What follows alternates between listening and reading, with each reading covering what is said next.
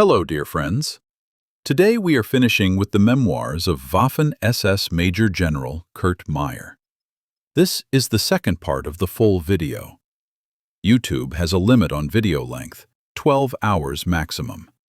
The full video is 15 hours long, so I had to split it into two parts. If you haven't watched the first video, you can find it via the link in the comments. Don't forget to rate the video and leave your opinion about this material. Well, let's begin. More and more wounded soldiers crawled into the large monastery basement. The medics demonstrated miracles of skill, saving the lives of their wounded comrades.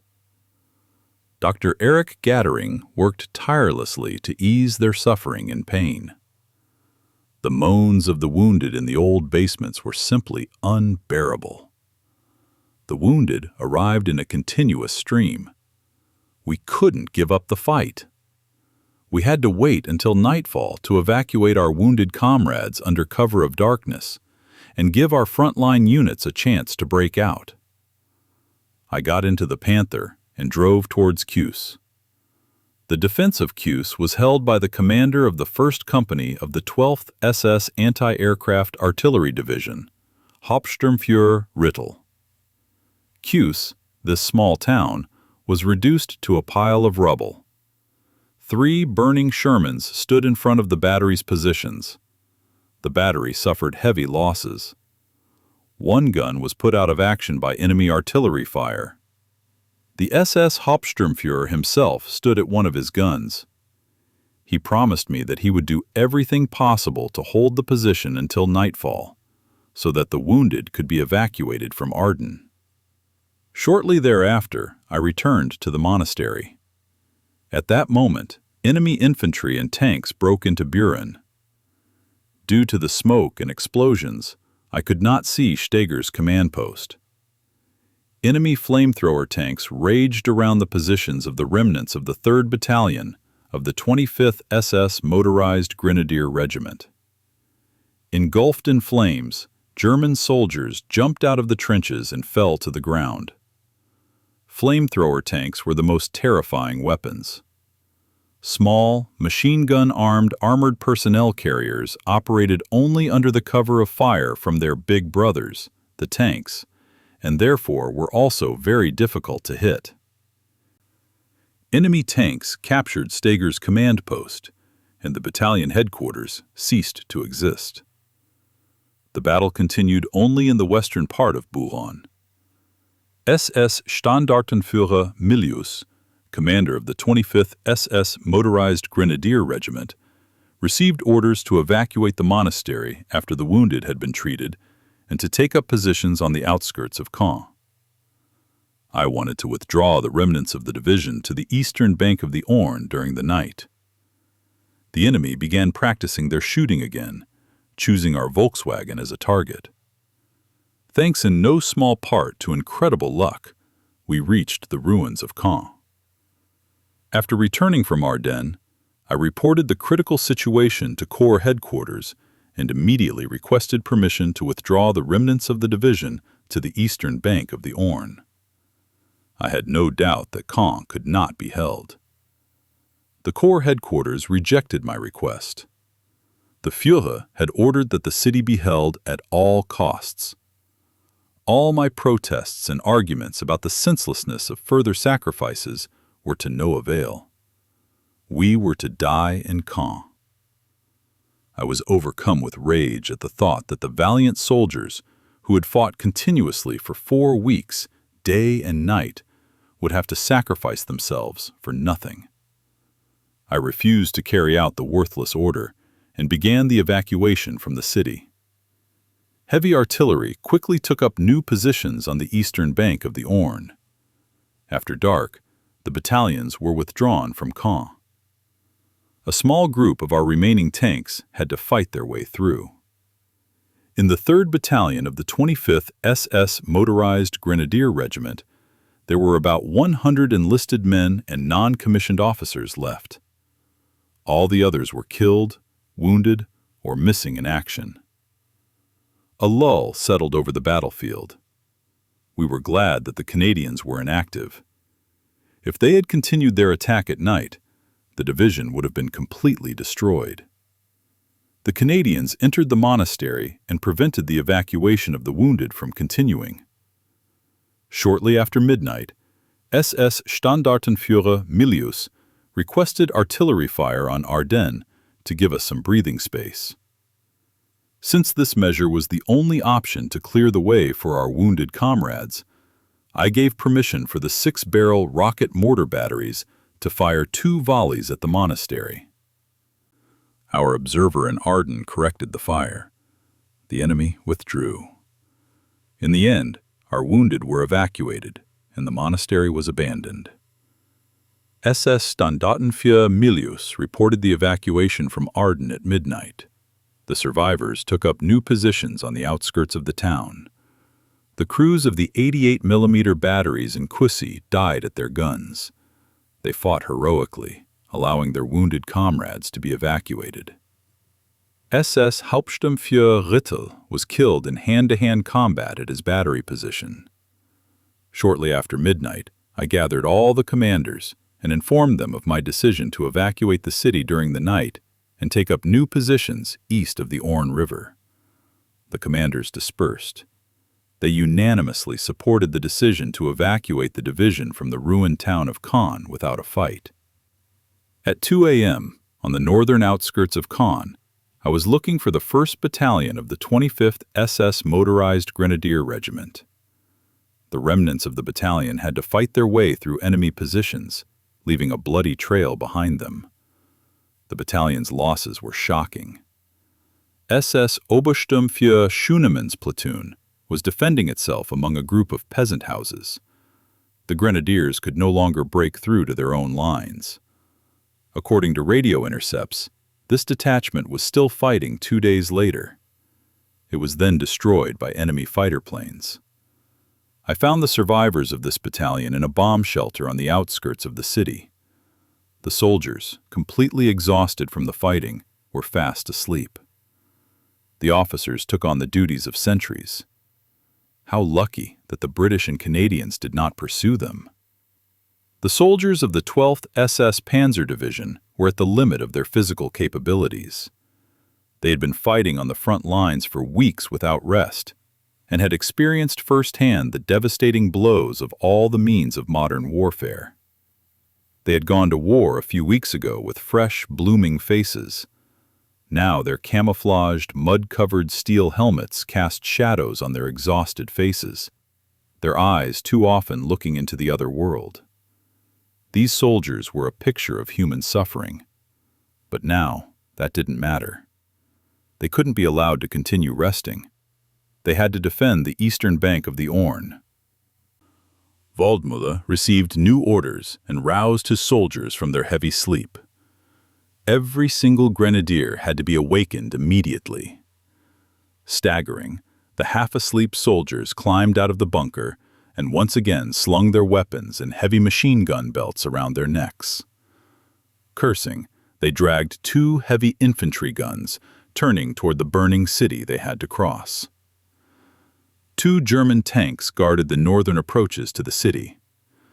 During my absence, the chief of staff of my division tried again and again in vain to obtain permission from the Corps headquarters to evacuate from Caen. Finally, at about 3 a.m., the Corps gave such permission. Since the withdrawal of our troops had already begun, and the heavy weapons had already taken up their new firing positions east of Orne, the evacuation was carried out calmly and without interference from the enemy. New positions were taken up in the area stretching from the Caen railway station to the bend of the Orne at Flort-sur-Orne. The men were exhausted and unable to begin setting up their new positions. After crossing the Orne and reaching their new positions, the soldiers fell into a deep sleep, relying on their comrades guarding the northern outskirts of the city. In the morning, the 2nd Company of the 12th SS Anti-Aircraft Artillery Division left its position on the western outskirts of Caen, facing Carpiquet. Even there, just 100 meters east of Carpiquet, there was still no contact with the enemy. At 4:40 a.m., the division headquarters left Caen and established its command post in Carcel. It was expected that our division would be replaced in its positions by the 272nd Infantry Division. The new command post was located under the canopy of trees among ancient beech, oak, and elm trees. The neat Norman mansion in a secluded part of the park was conducive to peace and quiet. Unfortunately, we had no opportunity to rest. At least I had the opportunity to take a pleasant bath with 2 buckets of water and wash myself from head to toe. By 8 a.m., I was back at the units in the southern part of Caen. Soldiers and officers lay like corpses in the gardens on the banks of the Orne. They were deep in sleep, sleeping like the dead. The troops were at the limit of their physical capabilities. Enemy reconnaissance patrols began probing the approaches to the city only in the afternoon. By midday, the last units of the 12th and 21st SS-Panzer-Divisions had already crossed the Orne. After the commander of the 3rd Battalion of the 26th SS Motorized Grenadier Regiment, Buren, crossed the Orne, the last bridge was blown up. By evening, the first shells were fired by the opposing sides from each bank of the Orne. 3 Allied divisions occupied the northern part of Caen. On July 11th, the division was replaced by the 272nd Infantry Division. This happened without enemy intervention. Only enemy reconnaissance groups were active in the division's sector. Therefore, the completely exhausted units managed to set up defensive positions. From the beginning of the invasion until the evacuation from Caen on July 9th, the division suffered heavy losses in manpower and equipment. More than 20% of the soldiers were killed in battle, and more than 40%, according to reports, were wounded or missing in action. The fighting spirit of the young soldiers cannot be better summed up than by a former enemy. The 12th SS Panzer Division, which defended this section, fought with a tenacity and determination that was unmatched anywhere else during the entire campaign. After bloody battles around Caen, the 12th Panzer Division was withdrawn south to the Potigny area, north of Falaise, to rest and replenish. The 12th SS Artillery Regiment and the 12th SS Anti-Aircraft Artillery Division were assigned to support the 272nd Infantry Division, which had replaced us at our positions near Caen. Since there could be no question of a long rest in the immediate vicinity of the front, the regimental headquarters were moved to the Vimoutiers area. They were tasked with forming temporary companies from incoming reinforcements and those of the wounded who could still remain in the ranks. The remnants of the motorized Grenadier battalions were merged into 2 combat groups. Some tank companies were transferred to the Le Neubourg area for rest, repair, and replenishment. The few surviving vehicles had to be repaired. We worked feverishly to get the units ready for combat, made plans, and replenished supplies. I was ordered to report to the 1st SS Panzer Corps. Erich Holsten had left me a few days earlier to take part in a combat operation. The young soldiers wanted one of Erich's experienced comrades to come and replace him. The idea arose to transfer Max Bornheft, my assistant from 1940 to 1943, from the 1st SS Motorized Reconnaissance Battalion to our division. When this happened, the surprise on the faces of my wonderful soldiers was complete. Amidst cheers from the signalmen, Max and Wünsche shook hands. We were sitting side by side again, exactly 1 year after we had parted. On the way to the ISS Panzer Corps, we were pursued by enemy fighters. The direct road of death from Falaise to Caen was constantly patrolled by enemy fighters and was used only by a few liaison officers on motorcycles. No supply transports were made along it. Deliveries to the units could only be made at night. The SS 1st Tank Corps moved its command post to a densely vegetated wooded area south of the town of Bretteville-sur-Lay. More than an hour late, I appeared before the Corps commander, General Dietrich. Suddenly, quite unexpectedly, I found myself face to face with the Commander-in-Chief of the German forces in the West, Field Marshal von Rundstedt. The Commander-in-Chief and Sepp Dietrich sat in the shade of a tree and spoke unflatteringly about the constant interference of the Wehrmacht High Command. The old Field Marshal expressed his gratitude to the 12th SS-Panzer-Division. He noted with regret the irreplaceable losses of the division and once again expressed his admiration for the professionalism of the young soldiers. In short, he compared the young men at Langemarck, in Belgium, i.e., where there had not yet been any fighting, with the same young men at Caen. With the equally young men at Caen. He said, "The young soldiers at Caen have the same enthusiasm as their peers in the regiments at Langemarck, but they are far superior to the latter in training, especially in that which was led by experienced officers and non-commissioned officers. It is terrible that these devoted young people are sacrificing themselves in a hopeless situation." During lunch, I listened with amazement as the Field Marshal and Sepp Dietrich openly condemned the conduct of the war in Normandy. During the conversation, the Commander-in-Chief, the commander of the 1st SS Panzer Corps, and I agreed on the intolerability of the current situation. On July 17th, my division was put on alert. The enemy had broken through the defenses of the 272nd Infantry Division between Malto and Vande. The enemy was repelled by a counterattack and prevented from reaching Orne. During the operation, about 50 men were taken prisoner. In the afternoon, I was surprised by an order from the headquarters of the 1st SS Panzer Corps instructing me to report to Field Marshal Rommel. The Field Marshal expressed his gratitude to our 12th Division and regretted that due to lack of time, he could not visit us. He then asked me to assess the situation. In response, I said, "A British offensive south of Caen can be expected in the near future.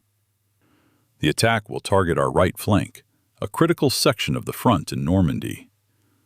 Once they have broken through, the British will begin to advance into central France. Our units will fight, and soldiers will continue to die in their positions, but they will not prevent British tanks from rolling over their bodies and marching on Paris.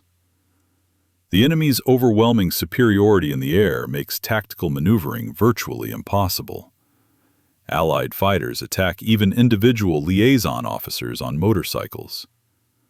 The redeployment of the smallest units, not to mention the formation of a strike force, cannot be carried out without serious losses due to continuous air raids. The road network is under the control of enemy aircraft day and night.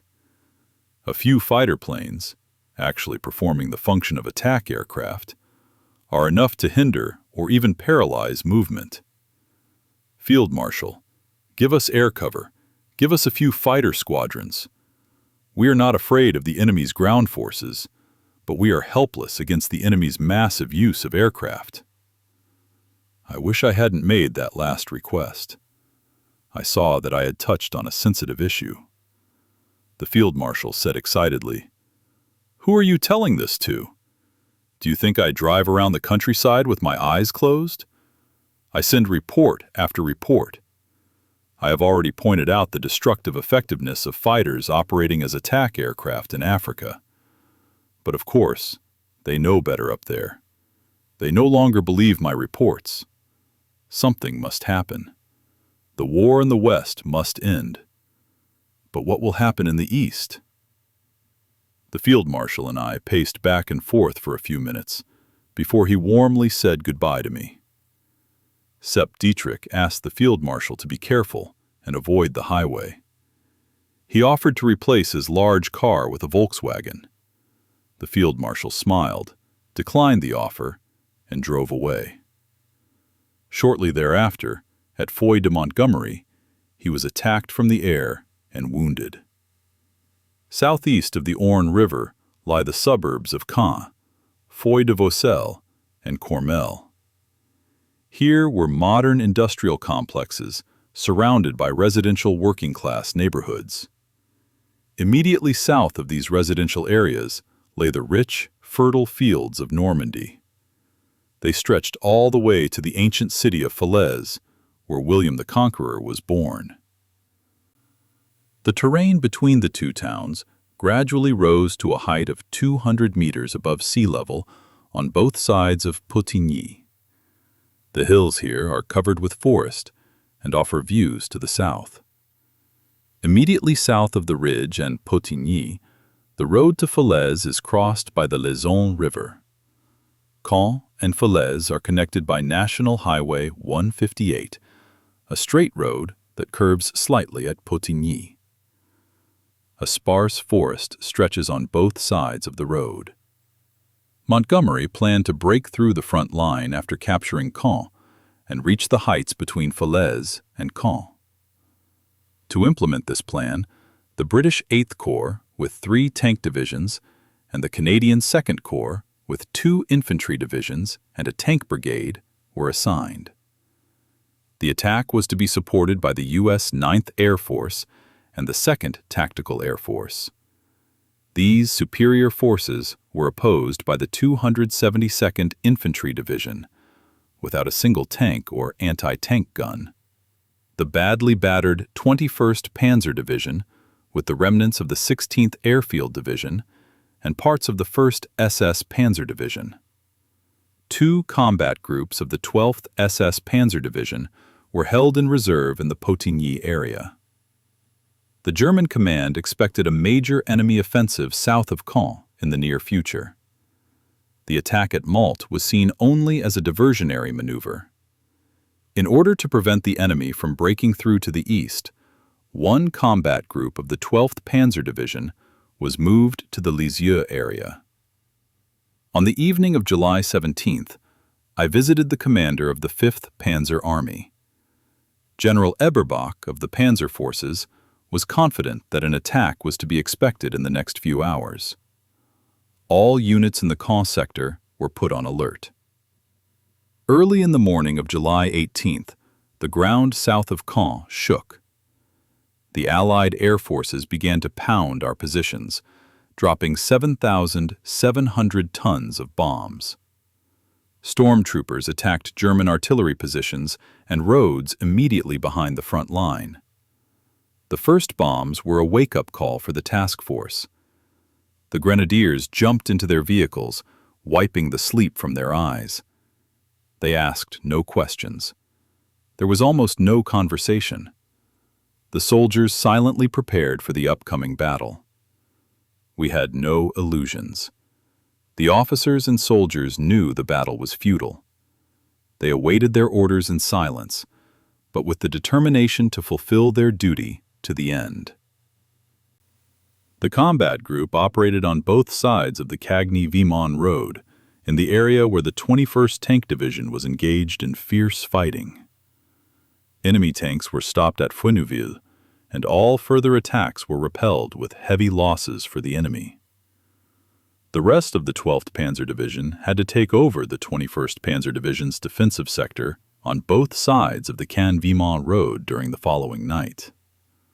In the neighboring sector, the 1st SS Panzer Division destroyed more than 100 tanks of the British 11th Armoured Division. Jochen Peiper and his Panthers saved the day once again. Montgomery's large-scale offensive failed to achieve its objective. The hill that was his target was still controlled by the Germans.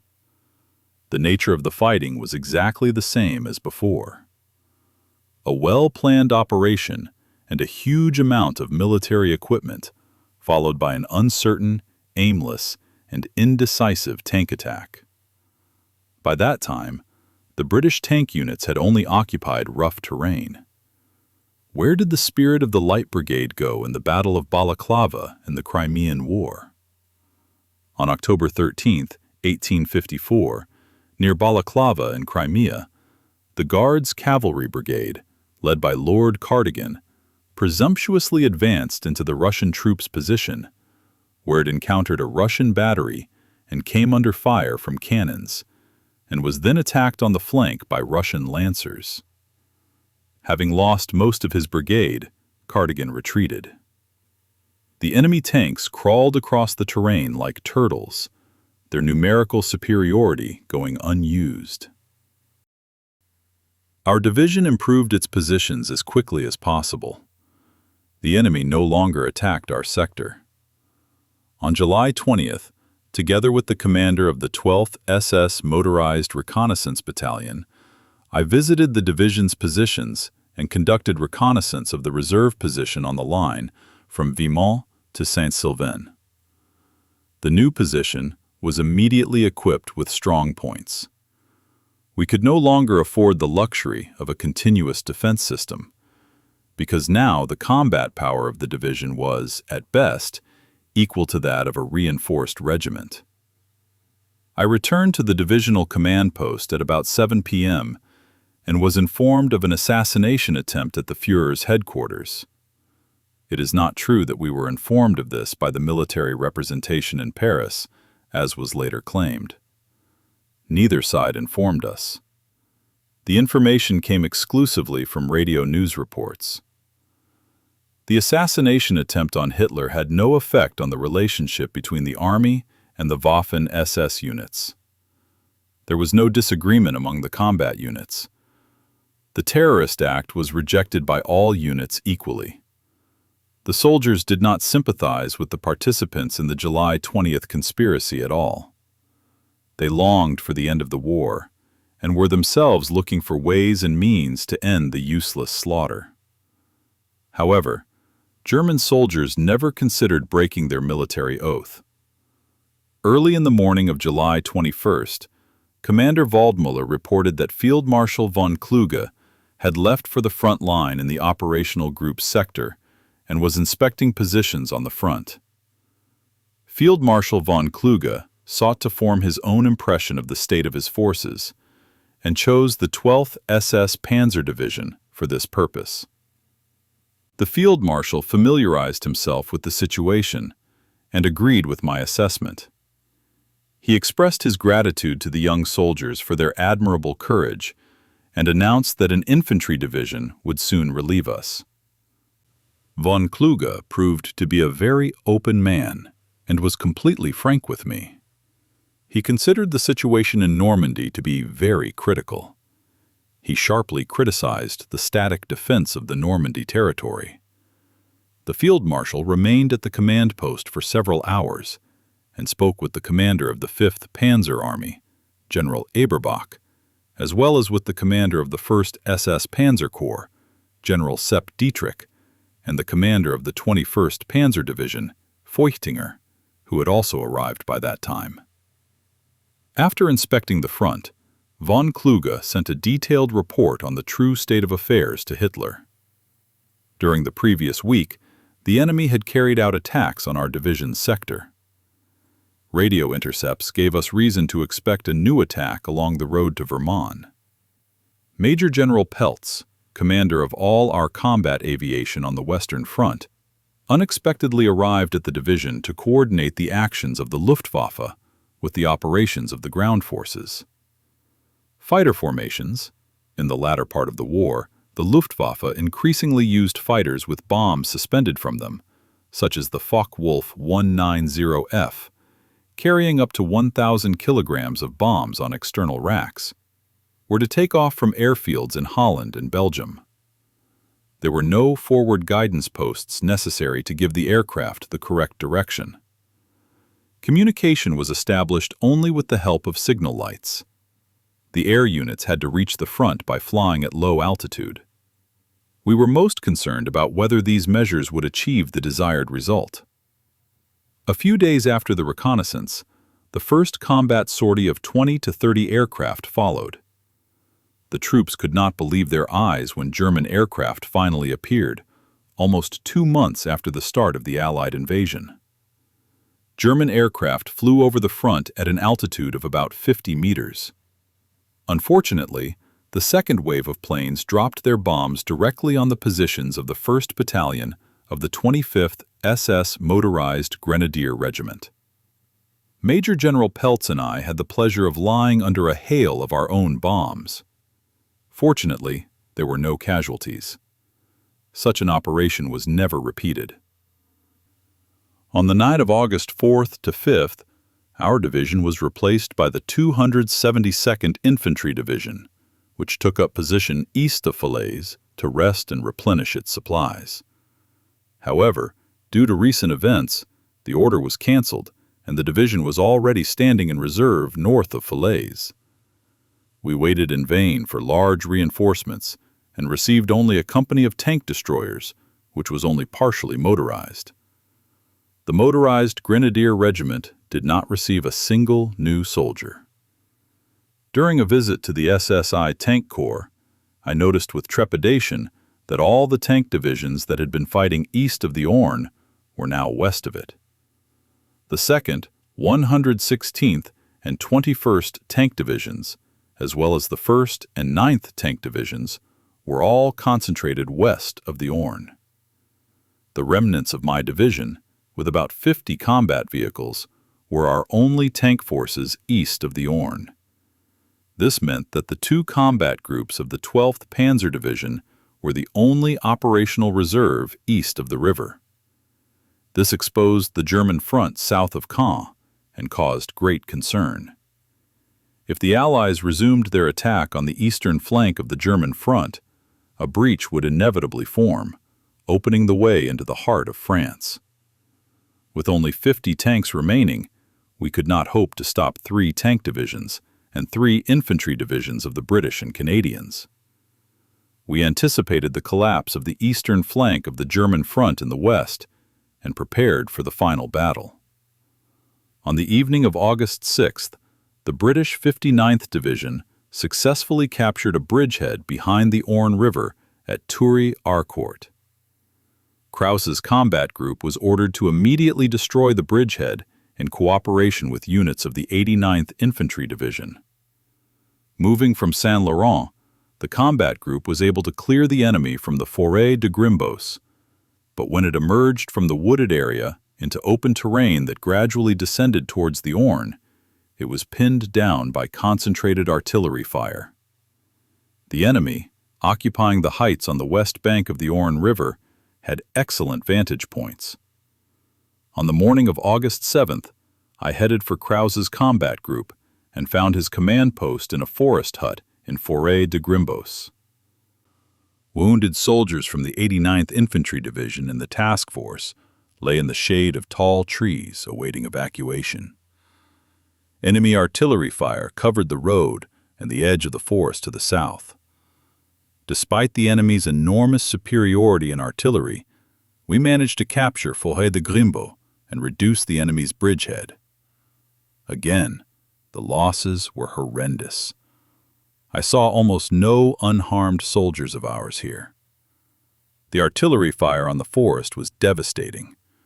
Before the bridgehead was completely eliminated, events occurred that put this operation on the back burner and led to the immediate withdrawal of Krause's combat group.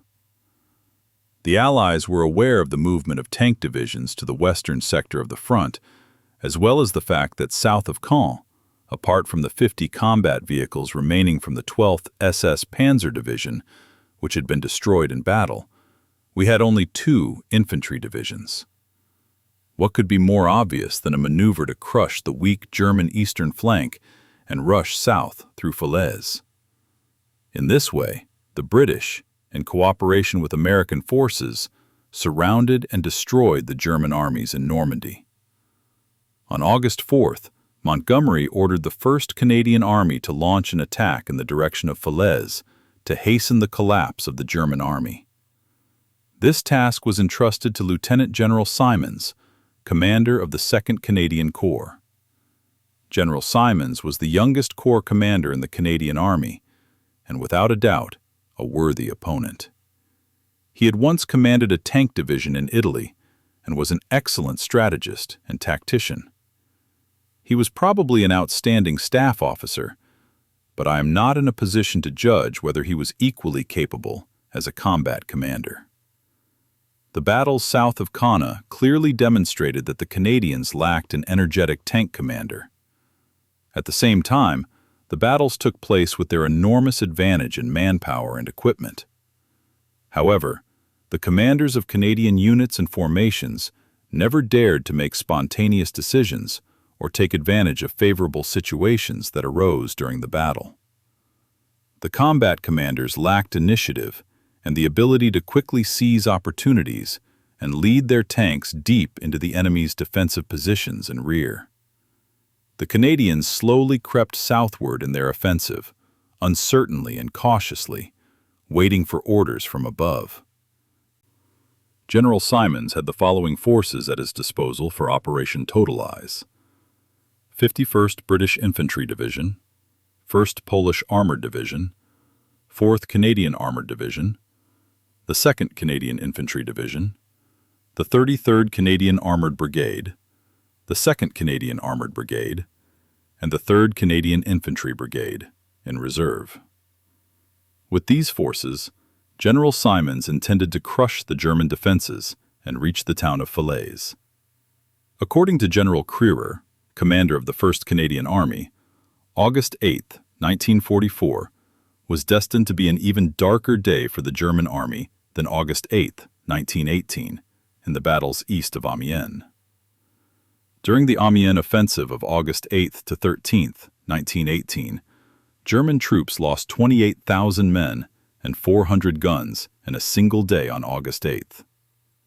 General Simons' plan was to attack in the dark without artillery preparation and break through the strong points of the German defense using long and dense tank columns. The infantry accompanying the tanks was to follow in armored personnel carriers and attack the supposed second line of German defense. The night attack involved the use of a large formation of British night bombers. The second phase of the attack was to begin immediately after noon with combat operations by the 9th U.S. Air Force, which was to clear the way for the tank armada. The third phase was to end closer to the evening of August 8th, with the encirclement of Falaise. In accordance with the plan, on August 7th, the 2nd Canadian Corps concentrated all its forces. The tanks were close together and represented a deadly spear in the hands of the Canadian commanders. In all likelihood, such concentrated tank power was simply impossible to stop. It was bound to crush our defenses. The deployment of Canadian forces seemed to guarantee the neutralization of the German eastern flank in Normandy. Crerar's words were justified. However, the god of war decided otherwise. Despite the enormous concentration of military equipment, victory remained with the people. The advancing tank columns were stopped by German soldiers who were not afraid to face death. The goal of the 2nd Canadian Corps was achieved 8 days later than planned. The ruins of Falaise fell into Canadian hands only on April 16th. What was the situation on the German side on August 7th? The 89th Infantry Division faced 7 main Allied formations consisting of several hundred tanks and hundreds of heavy bombers and fighter bombers. This division had no tanks, no heavy anti-tank guns, and no mobile reserves. Its artillery was horse-drawn and could be easily neutralized. East of the Orne, there were only 2 combat groups of the 12th SS Panzer-Division, which could support the 89th Division in case of a crisis. However, Krause's Battle Group 7 August was involved in an attack on the Bridgehead at Tury Arcourt and ended up about 20 kilometers away from the Canadian offensive. The 12th Panzer Division, together with the 101st SS Heavy Tank Battalion, a battalion of the SS Panzer Corps consisting of Tigers, had about 50 tanks left and nothing else. Moreover, our other infantry unit in the area, the 85th Infantry Division, was still on the march. Its advance units had only reached the Trenne area. The earliest the division could be expected to enter the battle was August 10th. Following my return from the Tury Arcourt area, a detailed report on the situation was sent to Corps headquarters. It strongly cautioned against withdrawing the last tanks to the south of Caen. In my report, I also argued for the need to deploy my 2 combat groups in the right direction. The incessant bombing and rumbling north of Bretteville, which began shortly before midnight, signaled the start of the expected Allied offensive. Powerful air attacks rained down on the positions of the 89th Infantry Division. The sky lit up with flashes of explosions. The front was on fire. The first bombs automatically served as an alarm signal for our units. The division's reconnaissance units moved north, trying to contact the fighting units of the 89th Infantry Division. Hour after hour passed in agonizing anticipation of the coming day. The roar of bombs dropped from enemy bombers, reminiscent of the blows of a giant hammer, told us more than anyone else could. There was no question of escaping this hellish fire. Hell had opened up to engulf our soldiers. Even before daybreak, I rushed to Bretteville with several liaison officers on motorcycles to get a general idea of what had happened. For a few seconds, I enjoyed the greenery of the forest and thought about the weeks we had spent on these quiet forest roads in 1942 while the division was being replenished. The noise of the front brought me back to reality. Death and destruction did not contribute to memories of happy times. The rumble of battle sounded like the dull roar of drums of destruction. There were no fanfare sounds announcing victory. In Urville, I spoke with Monka and received the first reports of the night's events. The positions of the 89th Infantry Division had been captured by the enemy. The division was virtually destroyed. Several strong points were still fighting. They were like islands in the whirlpool of battle, giving the attacking Canadians a warm welcome every now and then. There was no communication with the units on the front line, and the remaining pockets of resistance fought on their own. The defenders now had to rely solely on their own strength. Our brave soldiers stood like rocks under the iron flow of the Canadian tank armada and forced it to stop again and again. It was a great stroke of luck that I knew the area in detail. I had been here with my reconnaissance battalion in the fall of 1942, and we had conducted numerous training exercises. Therefore, I knew that the hill near Potigny dominated the area, and that the Lauzon River was a natural barrier to tanks. The Canadian attack had to be stopped north of Potigny. Otherwise, the fate of our 7th and 5th armies would be sealed. I moved towards Bretteville-sur-Lesse with the clear intention of holding the Lauzon River line. Bretteville became impassable. The streets were littered with debris from houses destroyed by bombs. To get to Sinto, we drove across open fields. Sinto was a fairly large settlement and was located on the Caen-Falaise road. There was virtually no traffic on the main street, and who would drive on it now? The 89th Infantry Division was north of Sinto. From there and south to Falaise, a huge gap had formed in our defenses. The Allies' objective, the area they were so eagerly pursuing, lay before them, undefended and unoccupied. At Sinto, I found a platoon of tank destroyers from Waldmüller's combat group. Waldmüller had wisely moved the platoon's location during the night, as their previous location had come under artillery fire. I couldn't believe my eyes. Groups of German soldiers were fleeing in panic southward on both sides of the Caen-Falaise road. For the first time in these long years of terrible war, I saw German soldiers running. They paid no attention to anything. They passed through hellish fire and ran, stumbling, past us with eyes full of horror. I stared in amazement at the unled groups of soldiers. My uniform stuck to my body. The enormous burden of responsibility that I suddenly felt made me break out in a sweat. I suddenly realized that the fate of Falaise and our 2 armies depended on my decision. I stood in the Volkswagen and drove towards Caen. I saw more and more demoralized soldiers running south. I tried unsuccessfully to stabilize the crumbling front. The terrifying bombardment deprived the 89th Infantry Division of its presence of mind. Shells fell on the road, devastating it. The retreat could only continue on both sides of the road. I jumped out of the car and stood alone in the middle of the road. I slowly drove up to the front and addressed the fleeing soldiers. They were taken aback and stopped. They looked at me suspiciously, wondering why I was standing in the road, armed with only a carbine. The young soldiers probably thought I was crazy. But then they recognized me, turned around, and began waving to their comrades, urging them to organize a defense around Sinto. It had to be held at all costs to buy time for the task forces to arrive. Speed was imperative. I reached Monkey's headquarters after the bombing. He was sitting amid the ruins on the roof of a mobile radio station and looked terrible. Monkey was holding his head in his hands. He couldn't hear anything. All the motorcycle couriers had been wounded.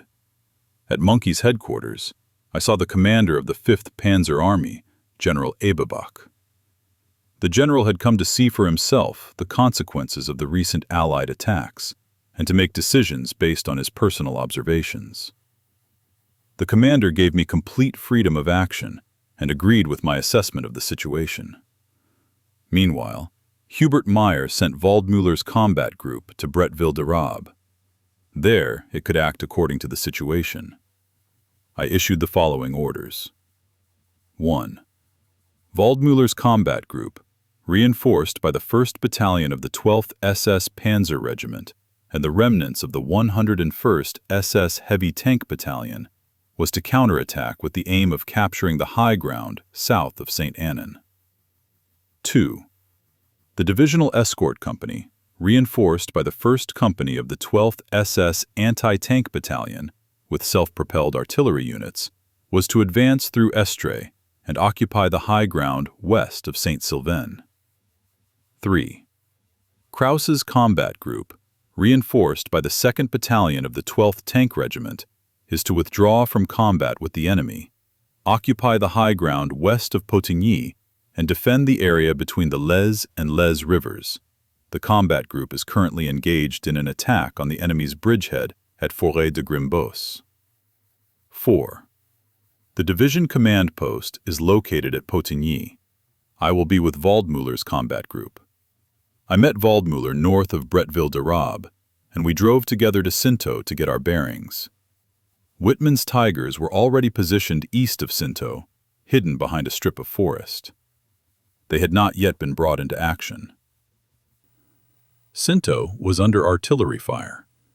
However, the open terrain seemed to be unaffected by the shelling. From the northern outskirts of the town, we could see dense columns of enemy tanks north of the road to Bretteville-sur-Lay. The tanks were moving close together. The same thing was happening south of Garzel and at the edge of the forest to the southeast of it. The massive concentration of tanks simply amazed us. We did not understand the Canadians' behavior. Why was this colossal tank force not thrown into the attack? Why was the Canadian command giving us time and opportunity to take countermeasures? There were no fearsome fighter planes. The systematic use, as attack aircraft, of fighter planes alone would have destroyed the remnants of my division on National Highway 158, ensuring that the 2nd Canadian Corps would break through our defenses. Nothing would have prevented the Canadians from capturing Falaise that evening. Only God knows why this did not happen. The enemy's tank divisions were ready to advance on all roads. Waldmüller and I knew that we could not allow the enemy tanks to launch another attack. This attack must not begin. We had to try to seize the initiative. I decided to defend Sinto with the forces already in place and to launch a lightning attack with all available units east of the road. In this way, I hoped to thwart the enemy's plans. I chose the forest southeast of Garcel as my target. We had to take a risk and attack in order to gain time to organize our defense on the Luzon River line. According to the plan, the attack was to begin at 12:30 p.m. During my last meeting with Waldmüller and Wittmann, we noticed a single bomber flying over us a couple of times, dropping flares. We thought it was some kind of flying command post, and I ordered an immediate attack to get our units out of the potential bombing zone. I shook Michael Wittmann's hand again and pointed out how critical the situation was. Michael laughed as only young people do. He was 30 years old, and climbed into his T-6 Tiger. He already had 138 enemy tanks to his credit. Would he increase that number or become a victim himself? The tanks quickly rolled north. They crossed open terrain at speed and used the folds of the terrain to engage the enemy. The tank attack helped the Grenadiers' assault. They approached the target, spreading out widely. I was on the northern outskirts of Sinto, and enemy artillery opened heavy fire on the attacking tanks. Michael Wittmann's Tiger tank raced under enemy fire. I knew how he acted in such cases. I knew that we had to keep moving. Don't stop. Push forward and create some space for freedom of action. Our tanks advanced through a veritable hell of steel and fire. They had to prevent the enemy tanks from attacking. They had to disrupt his plan. Waldmüller and his grenadiers followed the tanks. Magnificent soldiers followed their officers. Amidst the sweeping artillery fire, a machine gunner called out to me. He pointed to the northwest. I saw an endless chain of large, four-engine bombers approaching us. The ironic remarks of several soldiers allowed us to forget the enormous danger for a split second. A young soldier from Berlin exclaimed, "What an honor Churchill is giving us, sending one bomber for each of us." Actually, he was absolutely right. There were more bombers approaching us than there were German soldiers crouching on the ground. At that moment, there was only one way to save ourselves: leave the village and move out into the open. With lightning speed, the defenders of Sinto left the village and waited for the bombs to explode in the green fields to the north. We were right, because we knew that during the fighting, village after village had been razed to the ground by Allied aircraft. Soon, huge columns of fire shot up into the sky. We noted with satisfaction that the American Air Force had also hit the Canadians. Due to a mistake by the guidance aircraft, bombs also fell on their attacking formations. The commander of the 3rd Infantry Division, General Keller, was seriously wounded and forced to leave his division. The last waves of bombers flew over Waldmüller's vigorously attacking combat group without dropping a single bomb on a single tank or armored vehicle. The aircraft crews were busy with their designated targets, not worrying that the situation had changed in the meantime. Evidently, the Canadian tank divisions went into battle without the participation of Air Force liaison officers, and therefore could not influence the actions of the attacking bombers. At that moment, it became clear to me why the leading units of the Canadian ground forces did not continue the attack, and we had the time necessary to take countermeasures. Unaware of the true nature of the situation, the attacking divisions were tied to the movement schedule of the 2nd Canadian Corps. As a result, instead of victory, they found themselves outmaneuvered. A tank battle cannot be commanded from a desk with a map spread out on it. A responsible tank commander must be with the front units of his attacking forces in order to make timely decisions appropriate to the situation and deliver a decisive blow. A tank attack divided into phases is like a cavalry attack in which a break is planned for feeding the horses. The entry into battle of the 9th U.S. Air Force did not affect the effectiveness of our counterattack. Waldmüller's combat group approached the forest and engaged the Polish infantry. A fierce tank battle began between the tanks of the 4th Canadian Tank Division and Michael Wittmann's Tigers. At times, the Tigers were completely invisible. They were subjected to concentrated and rapidly changing enemy artillery fire. Meanwhile, we regained our former positions at Sinto. The town was under attack from the north and was in the direct fire sector of Canadian tanks. Flanking fire from several of Whitman's Tigers helped keep the Canadian Shermans at a distance and prevented them from approaching Sinto. We could see that large enemy forces were advancing a kilometer ahead of us. They were pushing towards Bretteville-sur-Lay. Their attacks faltered, one after another. We were accompanied by extraordinary luck. Our opponents did not launch a single massive concentrated attack against us. The divisional escort company reported that it was west of Saint-Sylvain. It had already engaged the advance units of the 1st Polish Tank Division and destroyed several armored vehicles. The Poles no longer attempted to advance from the forest near Garcelles. We later learned that this was the first combat operation of the 1st Polish Tank Division. The battle had been going on for several hours. Our wounded were gathered south of Sinto. They were evacuated under enemy fire. Towards evening, I discovered that neither the Army nor the Corps was in a position to send us reinforcements. A few Tigers was all they could manage. I hoped that Krause's combat group had already reached the Potigny sector in time and organized a defense. At that moment, I had not yet received a single report from Krause. Towards evening, intelligence reported the loss of the town of Bretteville-sur-Lay. The 2nd Canadian Infantry Division, commanded by Major General L. Folks, had defeated the scattered units of the 89th Infantry Division there. There was no question of an organized defense of the town.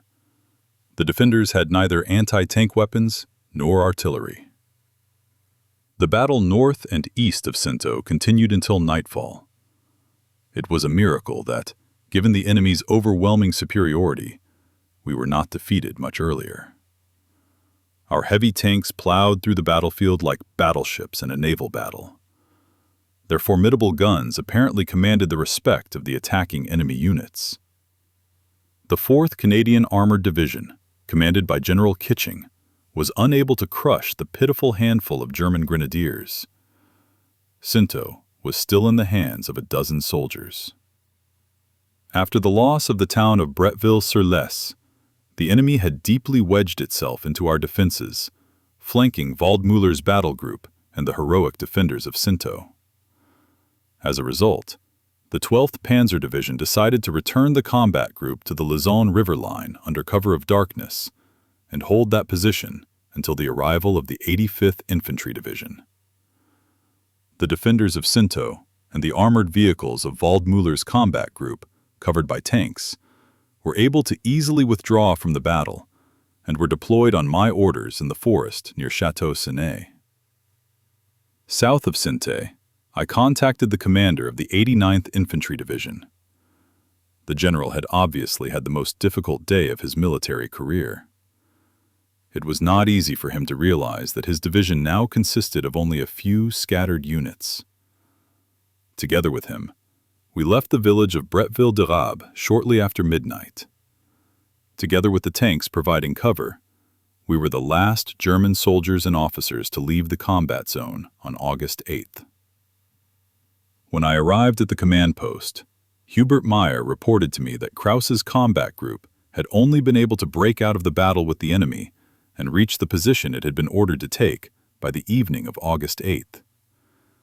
The enlisted men and officers were a pitiful sight. The soldiers had been engaged in heavy fighting since June 6th and were at the end of their strength. Their exhausted bodies craved a few hours of sleep on the hard Normandy soil. We had been talking about the impossibility of winning the war for weeks, cursing this protracted armed conflict with all the horrors it brought to humanity.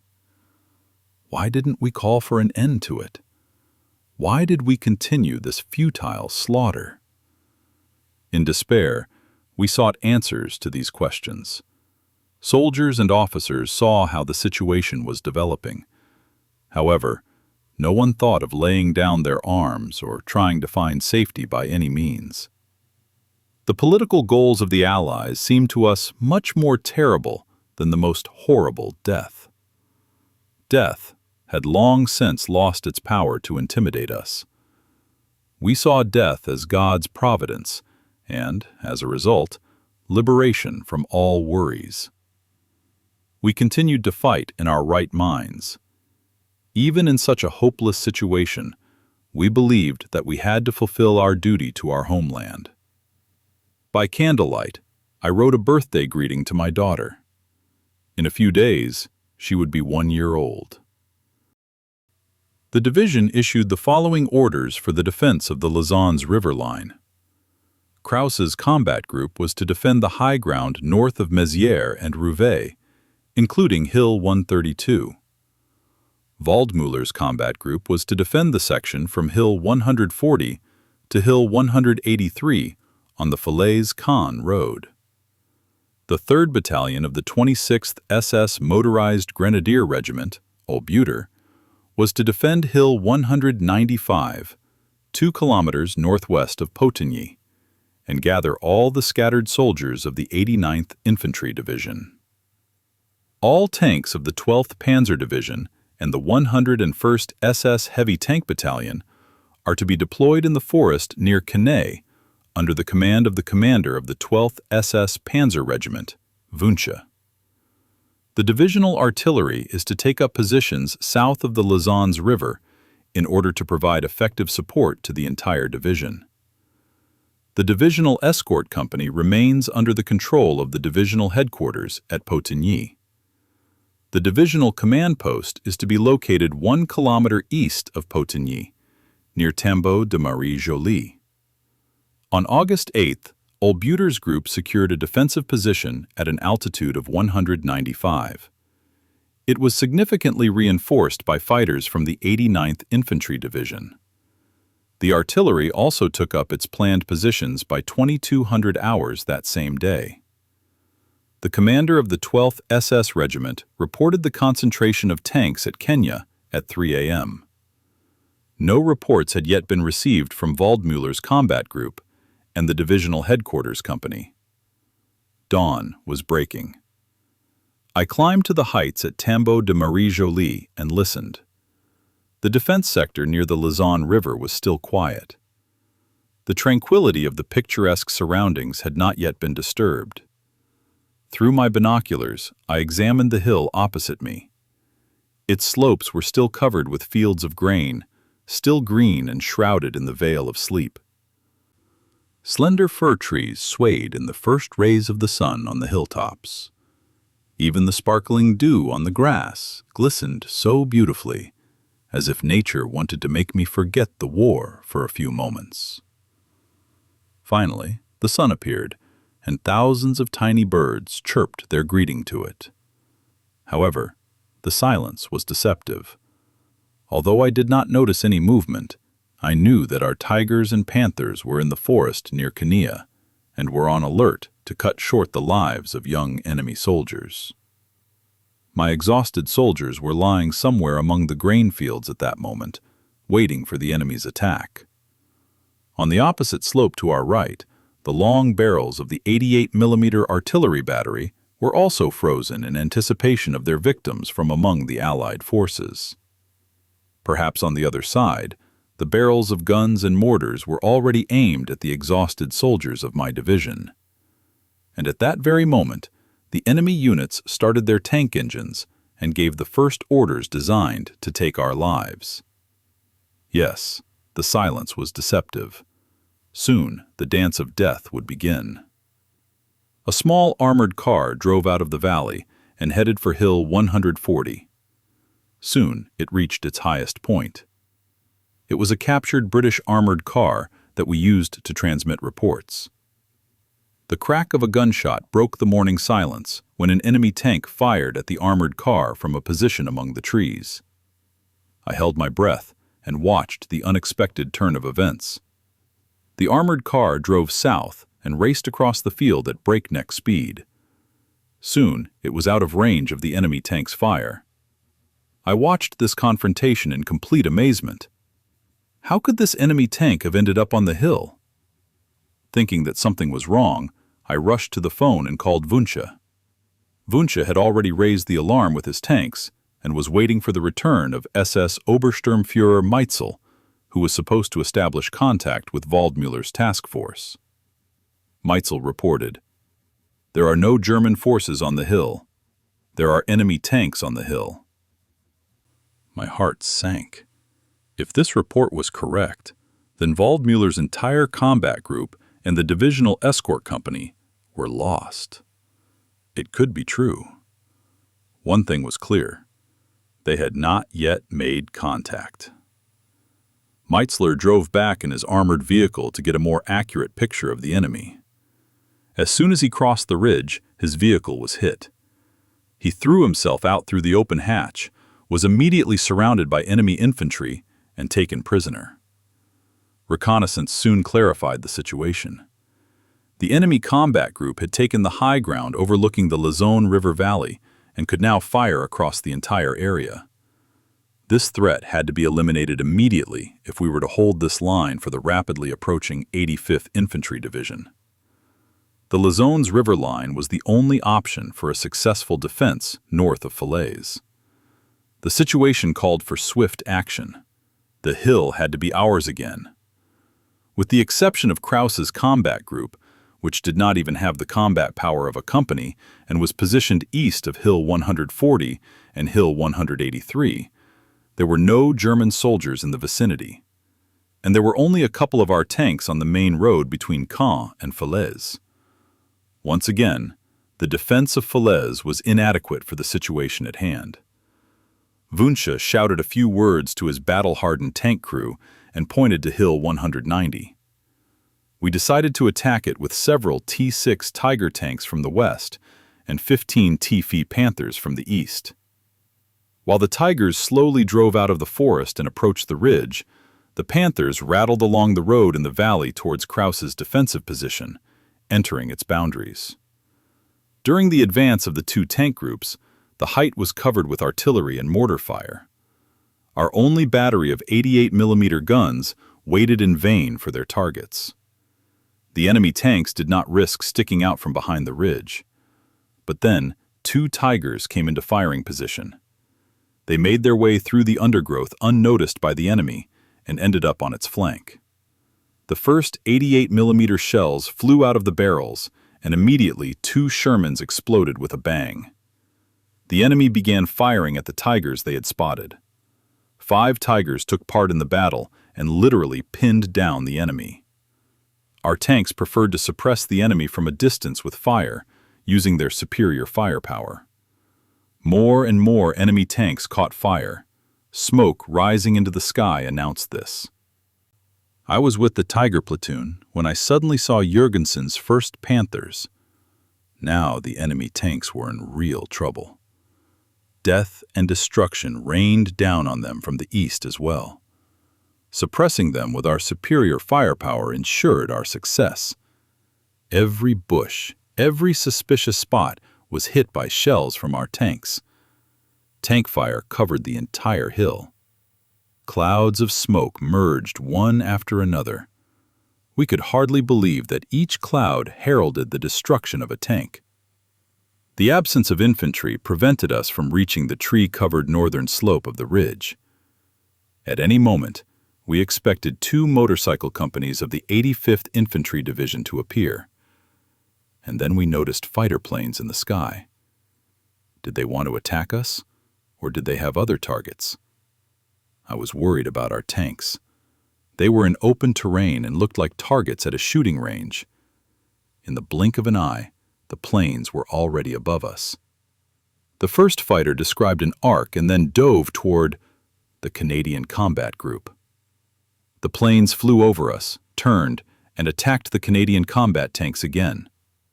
None of the planes attacked the Tigers or Panthers. In a matter of seconds, the hill was shrouded in smoke from exploding tanks. The Tigers and Panthers took advantage of the chaos and took control of the hill. It looked like a tank graveyard. Around 11 a.m., I saw 2 half-track armored vehicles rush out of the forest and head north. The Tiger closest to me opened fire, but the armored vehicles managed to hide in the thick undergrowth, and then they were already far away. According to the prisoner's testimony, one of the half-track vehicles was driven by Lieutenant Colonel A.J. Hay of the Algonquin Regiment. The commander of the Canadian Combat Group, Lieutenant Colonel D.G. Worthington, was killed in action in the afternoon. The tanks, together with the motorcycle companies of the newly arrived 85th Infantry Division, were moving along the road in the forest that had been cleared by the Canadians and were putting increasing pressure on the Canadian positions. In this critical situation, taking advantage of the psychological impact of the air attack on the Canadians, SS Obersturmführer Meitzel suggested that those who had captured him surrender to the Germans. Meitzel broke his arm when he fell after jumping out of his burning armored vehicle.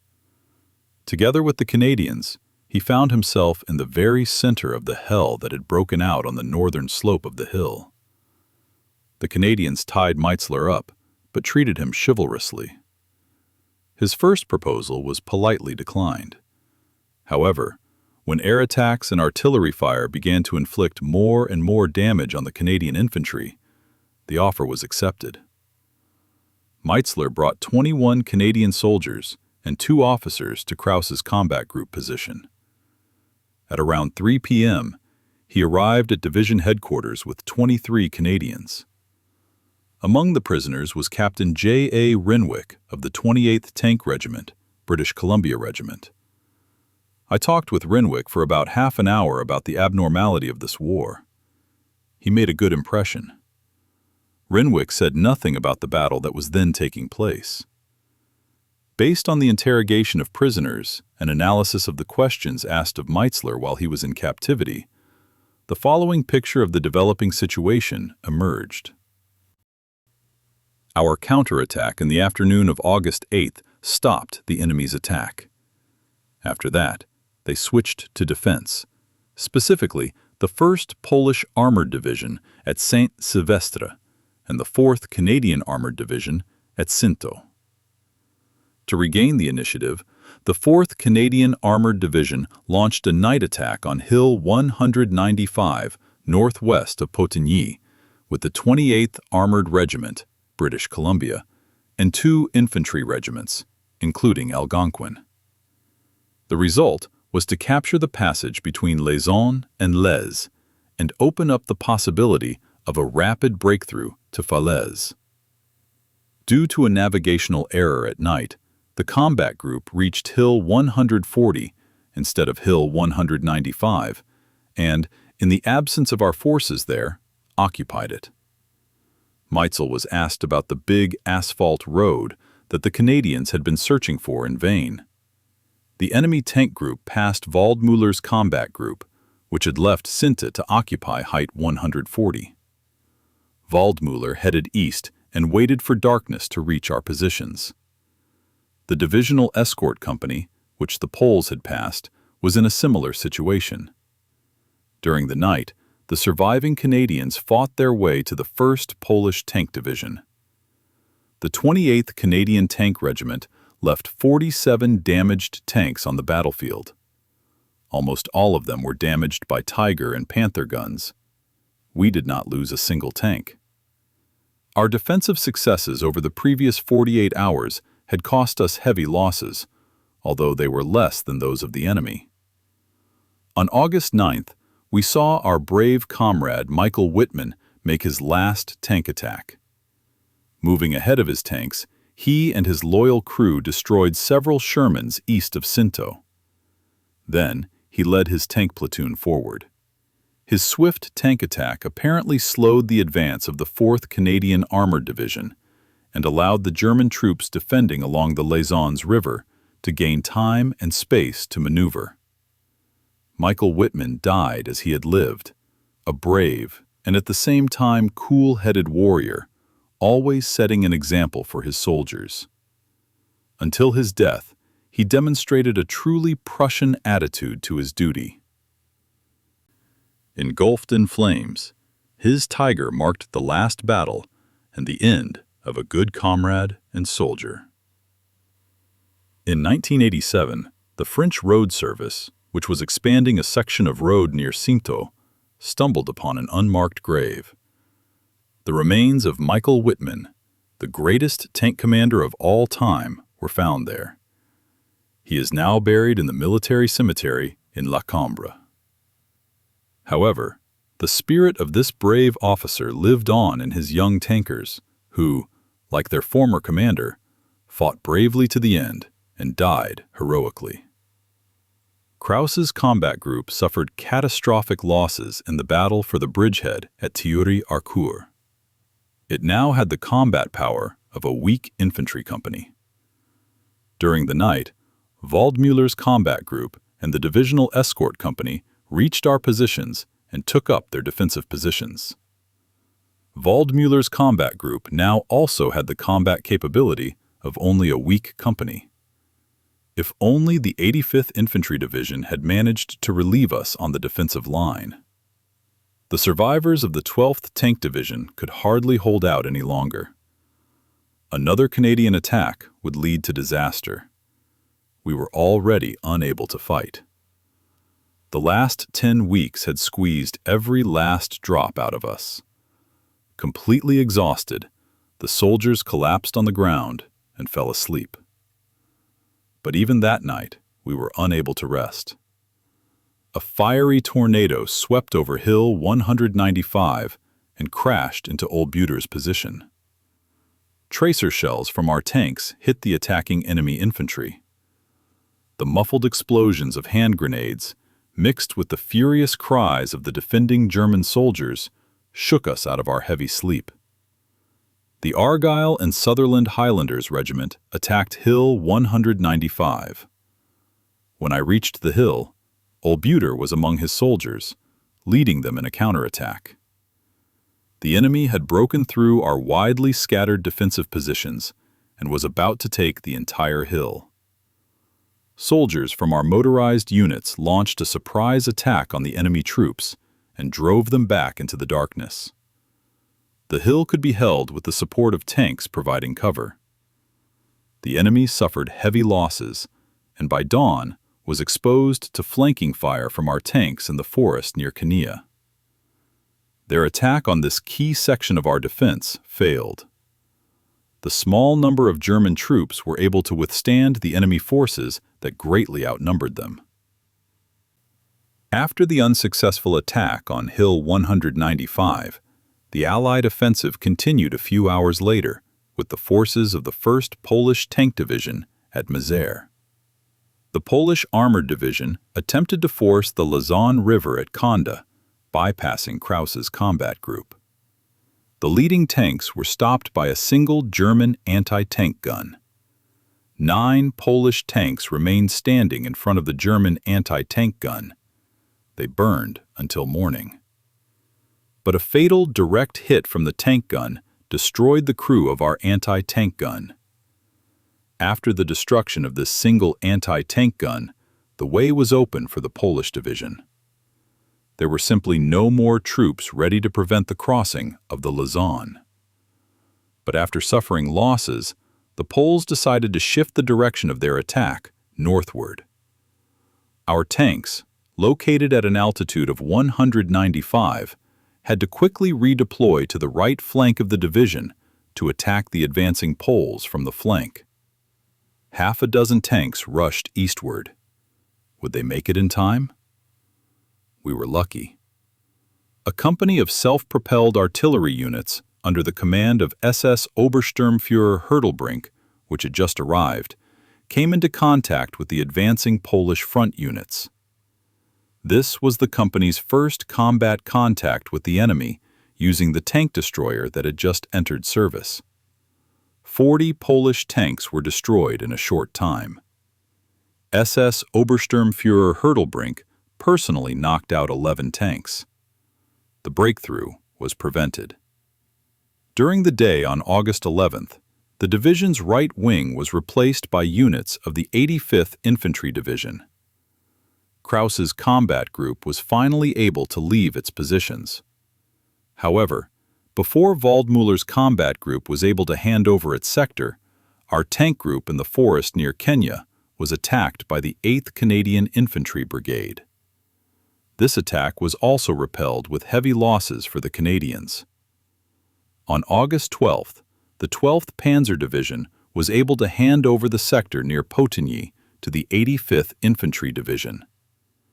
About 100 young soldiers, completely exhausted and battered in previous battles, resisted the enemy, who had an overwhelming advantage in manpower and equipment. 2 fresh tank divisions and 1 infantry brigade were unable to break the will to resist of the 17 and 18-year-old soldiers and crush them.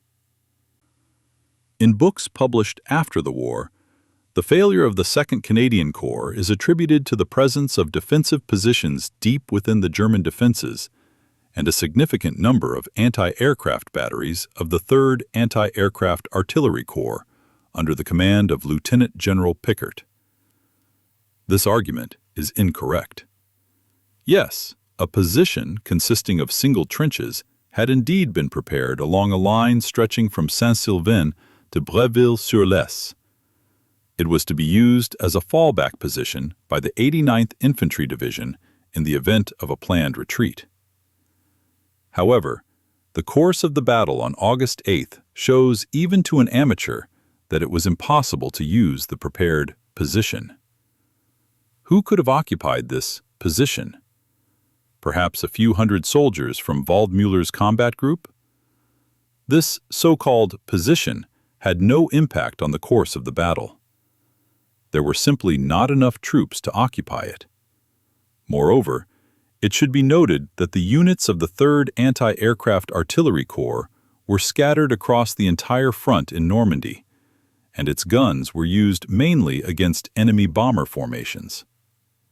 Throughout the entire sector of the 12th SS Panzer-Division, from the beginning of the invasion to the Falaise Pocket, not a single gun of the 3rd Anti-Aircraft Artillery Corps was used against enemy tanks. I saw the last battery of the Corps on the morning of August 8th, south of Bréville-sur-Lesse. This battery took up position west of Falaise.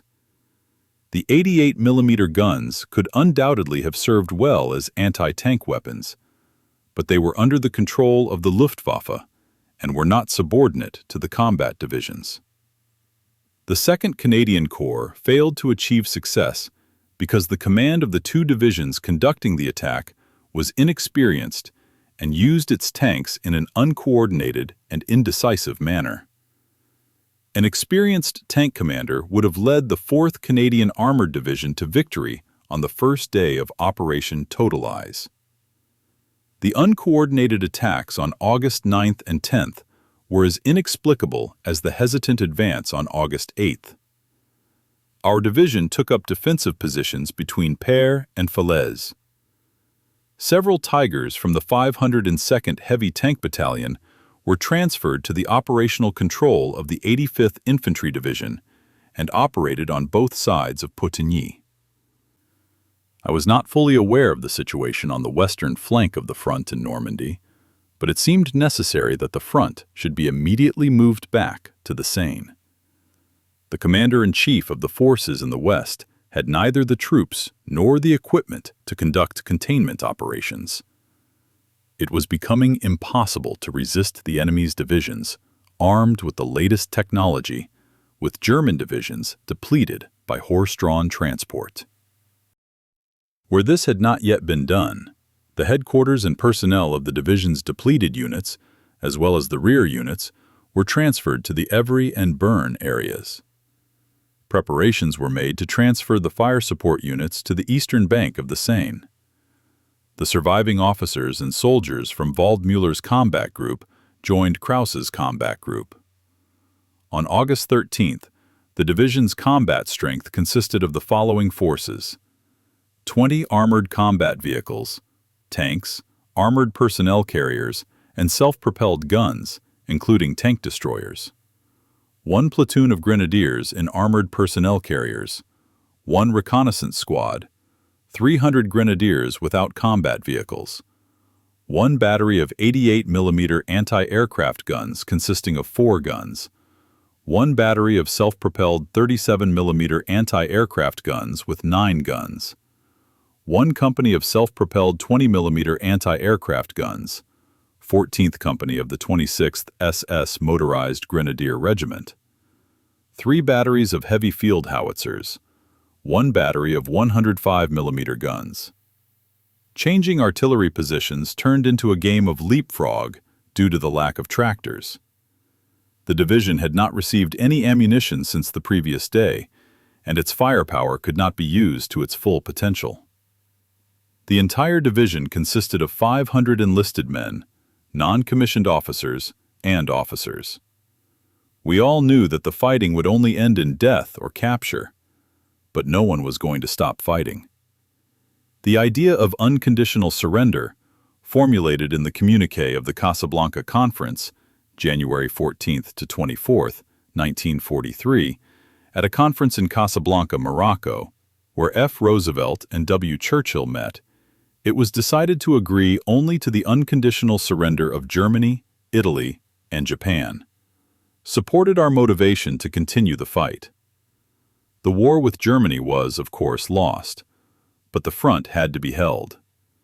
The Allies should not have doubted that the absurd decision to demand unconditional surrender would not pass, and that another basis for peace negotiations should be found. My comrades were not fanatics.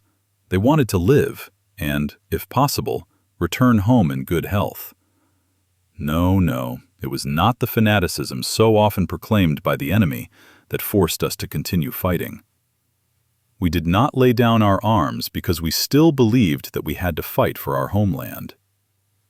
The division received an approximate picture of the current situation during August 13th. The German armies found themselves in a situation that was not conducive to defense. A huge pocket of doomed German divisions had formed between Argentine in the south, Falais in the north, Trènes and Chambois in the east. The threat of complete annihilation was clearly visible. The jaws of death were almost closed. The only route of retreat was through Trènes, bypassing the high ground. However, the road was already unable to accommodate all the troops and guarantee their withdrawal. Hastily formed infantry divisions with artillery and auxiliary units on horse-drawn transport were the greatest obstacle to the still mobile tank formations. The disaster continued to grow. On the night of August 13th to 14th, we were finally able to sleep. It was the last relatively peaceful night for many of my comrades and their comrades in arms. The muffled sound of the battle raging in the west kept us awake for a long time, but nature finally took its course. On the morning of August 14th, Wünsche, Krause, Olbuder, and I moved to an area northwest of Falaise to take up new positions. Height 159 north of Falaise dominated the terrain, and we immediately occupied it, creating a series of strong points. A number of other specific features of the terrain east of Height 159, all the way to the Div River, were characteristic of our front. We did not believe in the peaceful intentions of the Canadians and immediately began to fortify our strong points. Based on an assessment of the situation as a whole, and taking into account the nature of the terrain, an Allied attack was to be expected between Jorte and Falaise. The Canadians occupied the front in the northern part of the planned encirclement, while the Americans formed the southern part at Argenteuil. The deadly struggle between the two German armies would begin as soon as the two ends of the pincer met. It was with this confidence that I prepared the soldiers and officers of our once proud division for the decisive battle. I was not surprised when my brave comrades accepted my reasoning as self-evident. They had already experienced a similar crisis once before and knew exactly what the outcome would be. We had to face the same situation again at around 2 p.m. Hundreds of Halifax and Lancaster bombers turned the position of the 85th Infantry Division into a graveyard. More and more bombers and fighter bombers dove down and attacked the 85th Infantry Division, breaking the backbone of the defense. Artillery and anti-tank defensive positions were destroyed by bombs or blinded by smoke screens.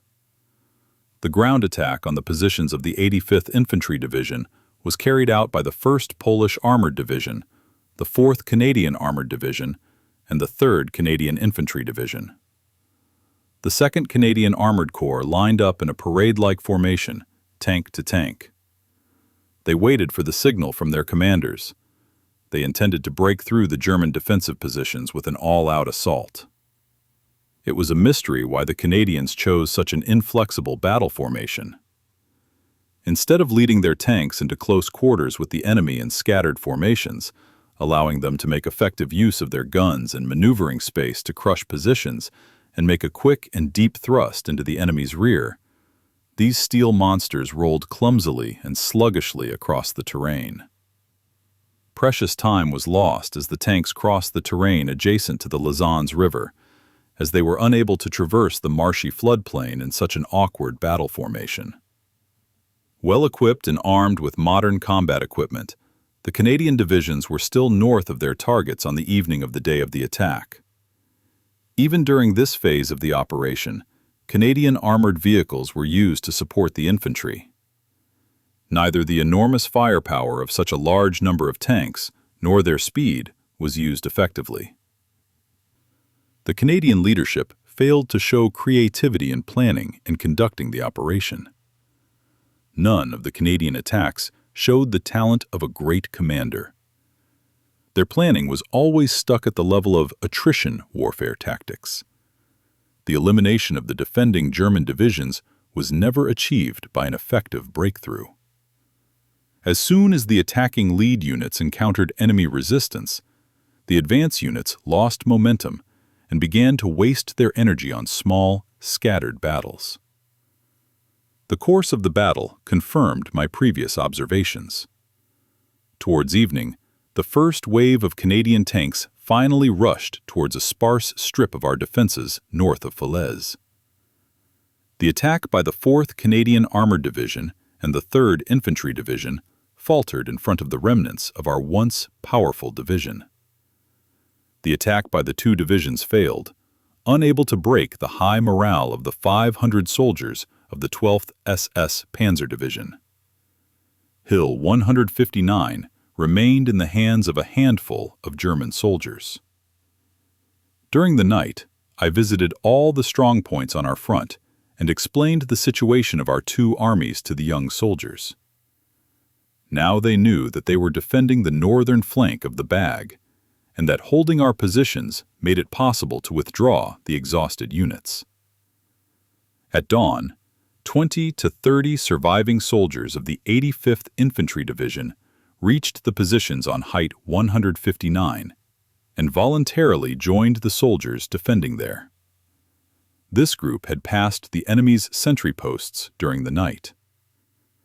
We drove up in our car to several soldiers, one of whom was wounded. They shook our hands. The Canadians resumed their attack, and soon Hill 159 was ablaze. Shell after shell struck the ground, sending it flying into the air. Our tanks spread out in ambush.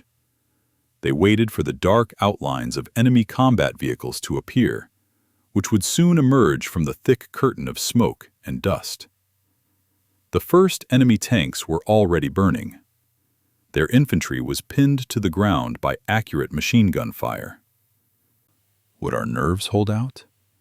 Had we lost our humanity? We kept glancing at the wall of fire from the exploding shells. We no longer heard the explosions, blasts, and whistling of ricocheting shells. However, any movement in this wall made us hold our breath. What if a tank armada suddenly emerged from the wall of fire? What if yesterday's spectacle repeated itself? Would we find ourselves under the clanking tank tracks in the next few seconds? Nothing of the sort happened. The enemy tanks kept their distance and did not drive over us. They stopped in front of Hill 159. The enemy attacked again at Jort and Perrier, trying to break through and cross the Div River. The few of our tanks that were still ready for battle were thrown into the areas under the greatest threat, and the attack was stopped. The 3rd Battalion of the 12th SS Artillery Regiment contributed significantly to our success. It accidentally discovered a small ammunition depot near Falaise and soon had no shortage of ammunition. The positions north of Falaise remained in the hands of German soldiers. Sunrise was still far away, but we expected new enemy attacks east of Falaise. We didn't understand the enemy. Why was he wasting such a huge amount of bombs and shells on the weak remnants of the 12th Panzer Division? His tanks, which outnumbered ours many times over, could have simply driven at us at full speed to finish us off. But nothing like that happened. All attacks during the first half of the day were repelled.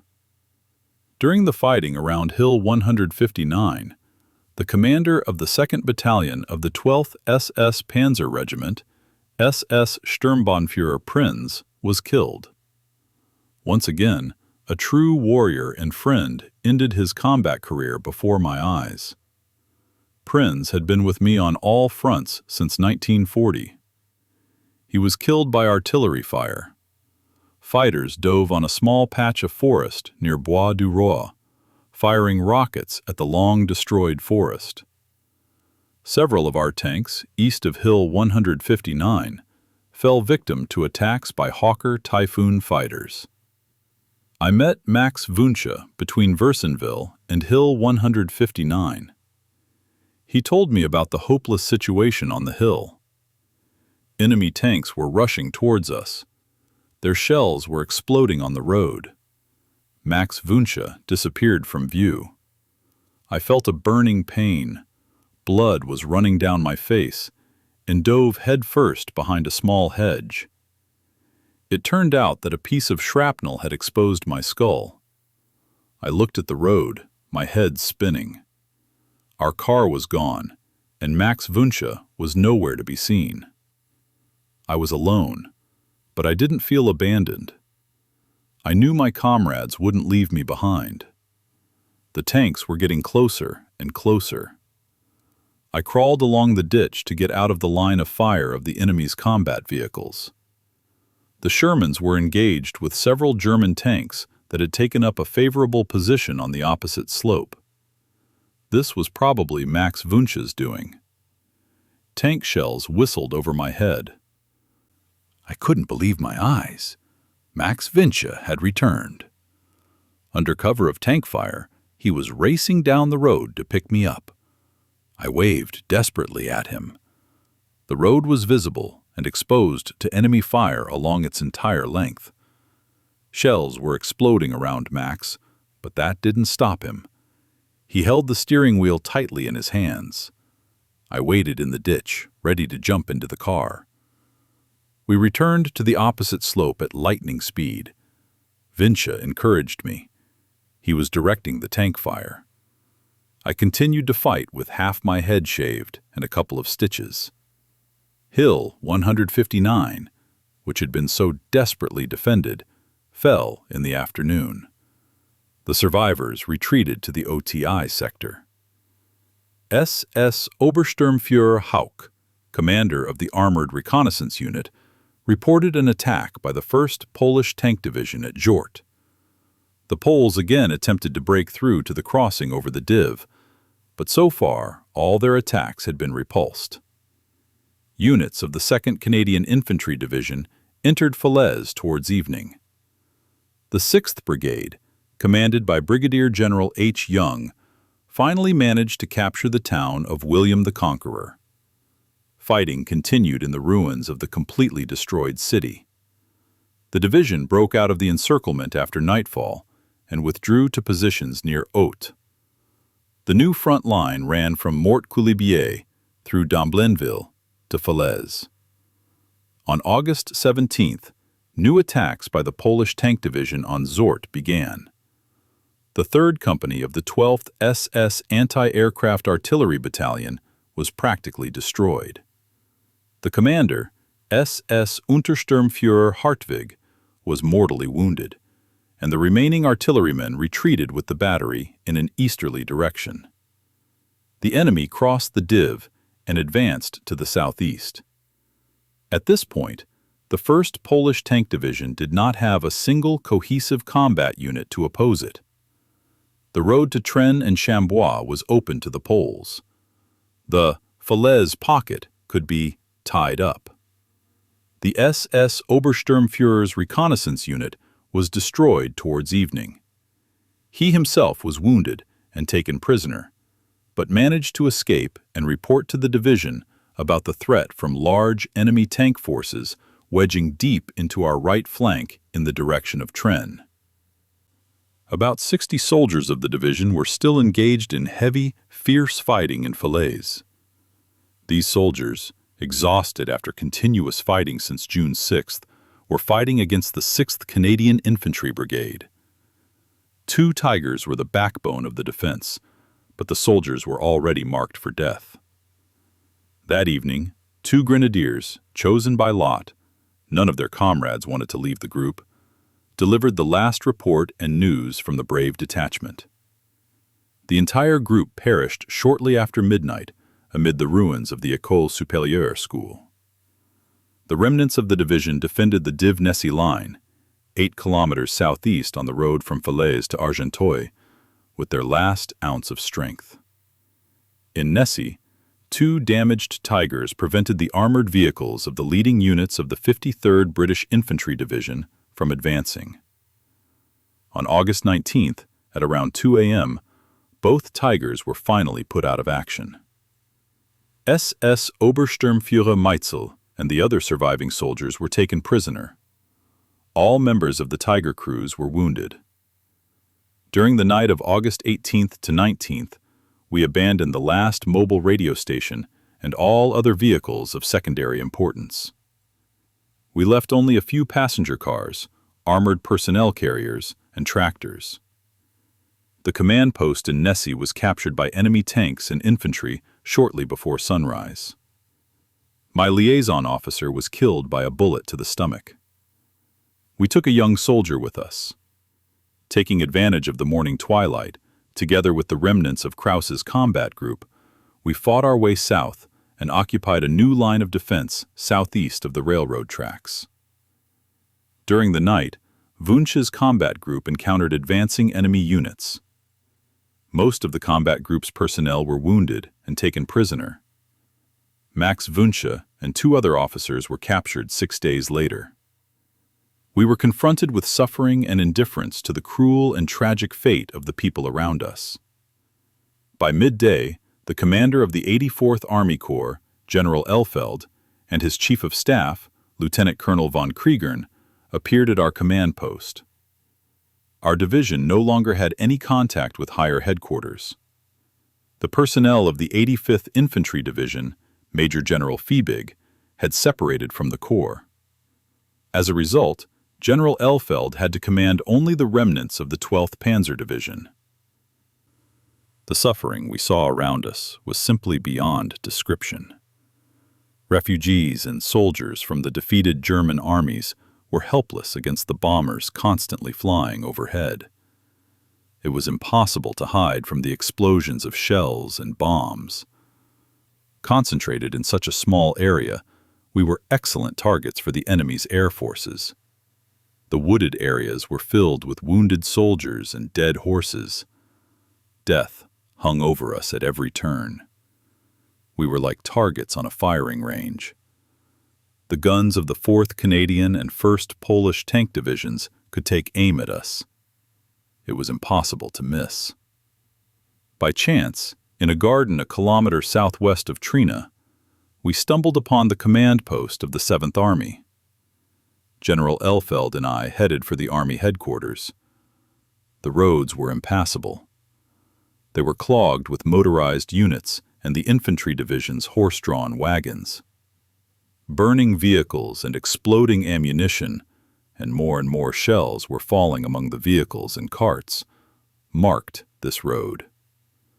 We ran, stumbled, and jumped, making our way to headquarters in short bursts. The area was under constant artillery fire. The mass of fighters storming the road had many targets. We found the headquarters of the 7th Army in a trench behind a farm. Our esteemed General Colonel of the Waffen SS, Obergruppenführer Hauser, sat on the edge of the trench, studying a map.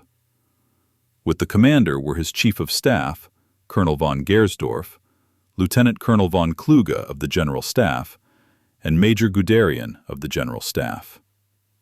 An exploding ammunition truck sent us its greetings.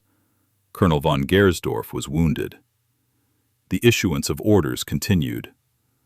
The colonel remained with the general. Colonel General Hauser gave the order to break through during the night. The tank battle group of the 1st SS-Panzer-Division was to break through at dawn near Chambois, and the 3rd Parachute Division was to break through near Saint-Lambert after midnight. At first, it was not to use its weapons. The remnants of the 12th SS Panzer Division were to hold the northwestern edge of the pocket until midnight, and then join the 3rd Parachute Division.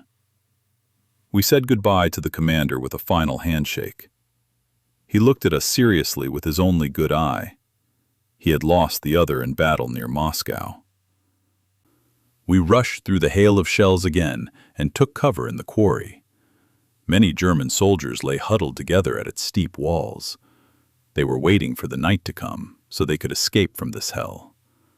Several soldiers were fatally wounded when a shell hit a group of infantrymen near us. One sergeant lost his right leg above the knee. We quickly dragged him closer to the wall. Cries for a medic were drowned out by the roar of artillery fire. We found General Meindl, commander of the 2nd Parachute Corps, and Lieutenant General Schimpf, commander of the 3rd Parachute Division, in one of the houses. The paratroopers discussed the upcoming night breakthrough with us. 2 Tigers were to provide support for the 3rd Parachute Division. We reached our command post completely exhausted. Commanding the division during the breakthrough was practically impossible. The roads were completely blocked, and there were no means of communication left. The division split into 2 groups. The remaining motorized units were to break through behind the 1st SS Panzer Division through Chambois. This group was to be commanded by the divisional artillery commander Drexler. The division headquarters, joined by General Elfeld and the remnants of Krauss's combat group, were to follow the parachute division. I divided our group into several smaller ones so that they could act independently if necessary. The guns, for which there were not enough tractors, were blown up at midnight. At midnight, I gathered everyone who was still surrounded around a group of farmhouses. The communications group was with the 3rd Parachute Division. Since the reconnaissance unit did not return and no sounds of battle could be heard from Saint-Lambert, we decided that the paratroopers' breakthrough had been successful. We began to move. General Elfeld, Lieutenant Colonel von Kriegern, and Hubert Meyer followed with the advance unit. I was driving in the direction of Chambois. We had to move across rough terrain if we wanted to get ahead. The few roads and trails that existed were impassable. They were hopelessly blocked. Enemy artillery opened disturbing fire. There were flashes of fire from exploding enemy shells everywhere. Bright lights flew in all directions.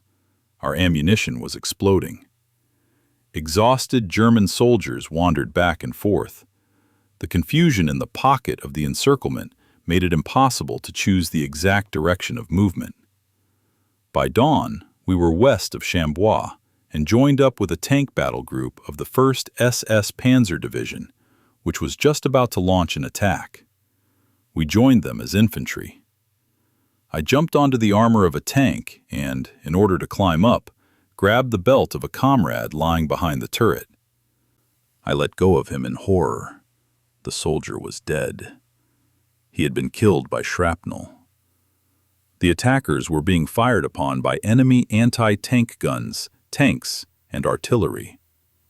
I had no means of communication. Our tanks hesitated and then retreated under enemy fire. We regrouped behind the willow bushes near the washed-out bed of the Diva River. The river was about 2 meters deep and 3 to 4 meters wide at this point. We witnessed a terrible tragedy. Horses galloping at full speed, along with a cart and its drivers, fell into the dry streambed. Horses and people floundered in the mud of the almost dry stream. Disappointed, the soldiers climbed onto the wreckage of the cart and were immediately torn to pieces by Canadian artillery shells. Several hundred prisoners lay helplessly under fire from their own guns. They could not escape the encirclement. After forcing the Dive between Chambois and Trenne, I assembled an infantry unit. The entire area was littered with dead and dying German soldiers. The enemy was on the slopes and was firing continuously at the pocket. Most of the casualties belonged to the support units of the infantry divisions, which had remained in the pocket with their horse-drawn transport.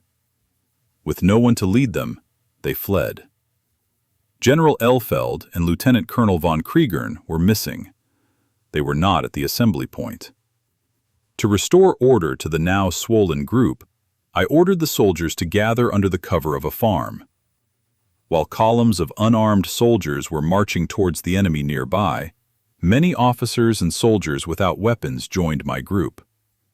But only those who managed to find weapons were allowed to go with us. Most of them obeyed. I knew every tree and every bush between Trenne and Chambois. Parts of my regiment had been in both settlements before the invasion. I took the lead of the group, while Bernhard Krauss led the other half. In total, our forces numbered 200 men. Hubert Meyer, SS Obersturmführer Cologne, and my faithful Michel were with me. We had to follow the Trenne-Chambois road. Enemy tanks were moving along the road in both directions. Our tanks, which were in the pocket, could not cross the DIV and were unable to support us. The riverbed was too deep. Many dead soldiers lay behind bushes and garden walls. They had all fled to the guns of the 4th Canadian Tank Division waiting for them. Would we be able to break through this iron ring of encirclement? The enemy had taken the high ground and was firing at the roads and fields. Michel took the white bandage off my head. The brave Cossack from Dnipropetrovsk said, "The bandage is no good. I'll make a new one later." He thought the white bandages made me too conspicuous. I jumped from cover to cover with a pistol in my hand. The trenches were full of dead bodies. Apparently, they had been mowed down by tanks. Looted cars stood in the fields and behind fences. We fought our way closer and closer to the slope. Bullets fired from a machine gun whistled overhead. We fell to the ground between two tanks. They were about 150 meters apart and were firing at the bag. An armored personnel carrier with a machine gun was moving back and forth to our right. Suddenly, it disappeared, and we rushed between the two tanks in an easterly direction with the speed of a cannon shot. Machine gun fire mowed down our ranks, but we were unstoppable. We crushed the Canadian infantry in a matter of seconds.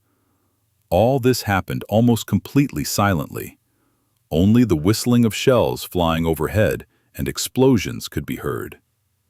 We were about to break through the enemy's barrage. I couldn't go on. Sweat burned my inflamed eyes. The wound on my head had reopened, but I couldn't stop. We had to break through. Suddenly, a Sherman tank appeared 30 meters to my right. Hubert Meyer called out to me. I ran almost straight toward the tank's gun. We rushed forward, making incredible leaps and bounds, the green undergrowth shielding us from the enemy. I could no longer go on. The last few days had taken too much out of me. Hubert Meyer took command and urged everyone to keep moving. Soon, everyone had passed me by. SS Obersturmbannführer Köln and Michel stayed with me. Machine gun fire whistled over our heads. Tears ran down Michel's face, He couldn't pull me fast enough. He encouraged me like a mother would her child.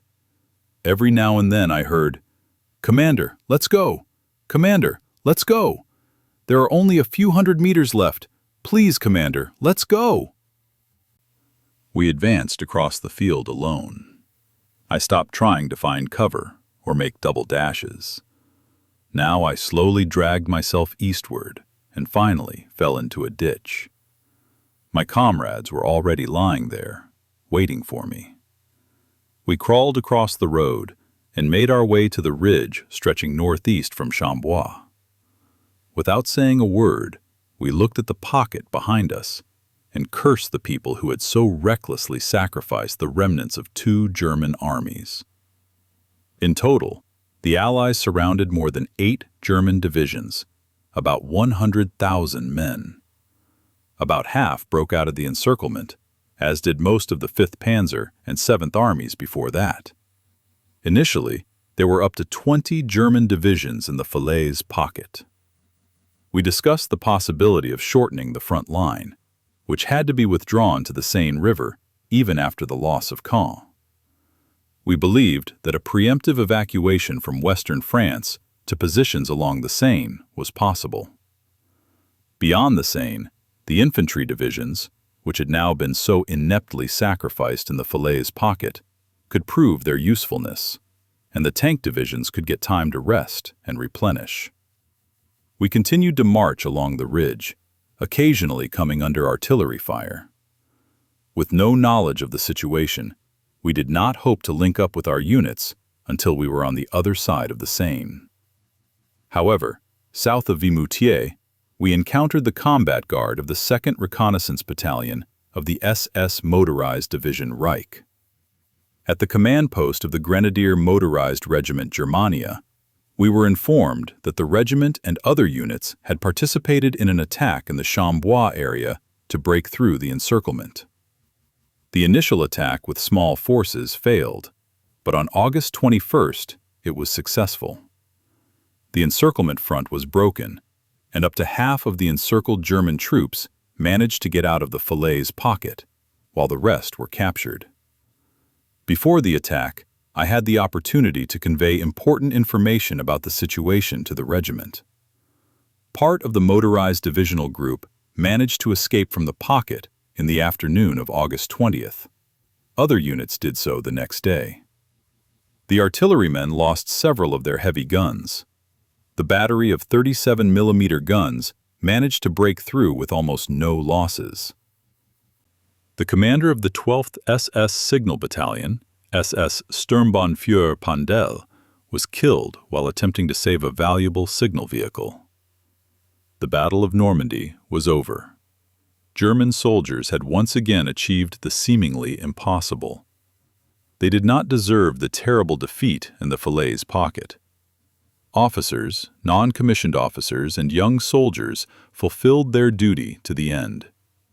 The frontline soldiers could not be blamed for the defeat. They had to drink from the bitter cup handed to them by political players. The way German soldiers behaved in Normandy will be forever recorded in the history books. Here is the assessment of our former enemy. "The only guys who really deserved medals in this war," said one of the soldiers of the Allied infantry units, "were the guys from the SS troops. Each of them deserves a medal for bravery. They were a bunch of bad guys, but always real soldiers. They acted in such a way that our guys looked like amateurs in comparison." There are few other divisions, either Allied or German, that could surpass the combat achievements of the 12th SS Panzer-Division in Normandy. I have mentioned many times that Canadian commanders were very indecisive and only attacked when they had a significant advantage in numbers. This was especially true of their actions in Operations Totalize and Treacle. During these operations, the Canadians not only lost the initiative on the battlefield, but also any chance of completely destroying the defeated German armies. After August 4th, the 2nd Canadian Corps fought only against the 12th SS Panzer-Division. Our division barely had the combat power of a battalion. but the Canadians lost precious time. A single Canadian division would have been enough to hold the northern flank of the pocket and put pressure on the German troops there. The 3 remaining divisions of the 2nd Canadian Corps, including 2 excellently equipped tank divisions, could have closed the pocket at Trèves and Chambois by August 16th at the latest. Our units would then have found themselves in a position where it would have been unlikely for them to break through the encirclement. If the Canadians had done so, our offensive in the Ardennes in December 1944 would in all likelihood not have taken place. The tank divisions, which were the decisive force in this offensive, could not have been rebuilt in such a short time if the core of the veteran personnel had not broken through the encirclement between Trèves and Falaise. In my opinion, the breakout was achieved mainly because of the indecision and hesitation of the Canadian command. I believe that the Allies came to the same conclusion about the 4th Canadian Armored Division when they replaced the command. But the blame should not have fallen solely on Kitching. The Canadians could not have been unaware of the nature of their enemy. They had good intelligence, and aerial reconnaissance was always excellent. The commander of the advance battalion, Major D.V. Curry, reached Saint-Lambert-sur-Dive on August 19th, thereby cutting off the only way out of the Falaise pocket. This battalion performed brilliantly. Its fallen and surviving soldiers deserve our respect. I arrived at the 1st SS Panzer Corps in the afternoon of August 20th with the part of the division that had broken through. We were greeted with joy and gratitude. They thought we were already dead. I couldn't hold back and cried. While making my report, I remembered that thousands of my comrades now rest in the soil of Normandy. A brief summary of the situation indicated that there was no stable front west of the Seine, but there were no defensive lines east of it either. The prospects were catastrophic, and we could only pin our hopes on the western wall along the German border. I was pleased to hear that those units of the division that had previously been withdrawn from the front line for rest and replenishment had held back the enemy at the L'Aigle-Villenois-sur-Audre line, thereby preventing the formation of a new pocket west of the Seine.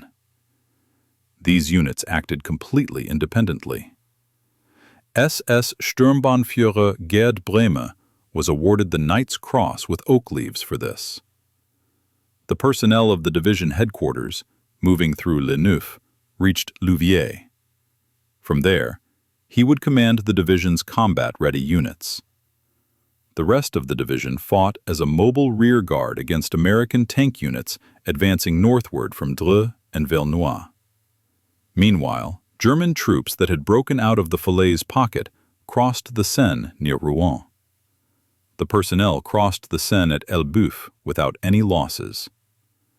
I arrived in Rouen with a report to the Commander-in-Chief of the Western Army, Field Marshal Model. The Field Marshal had no illusions about the situation and spoke of the need to have 35 to 40 divisions if the goal was simply to stabilize the front.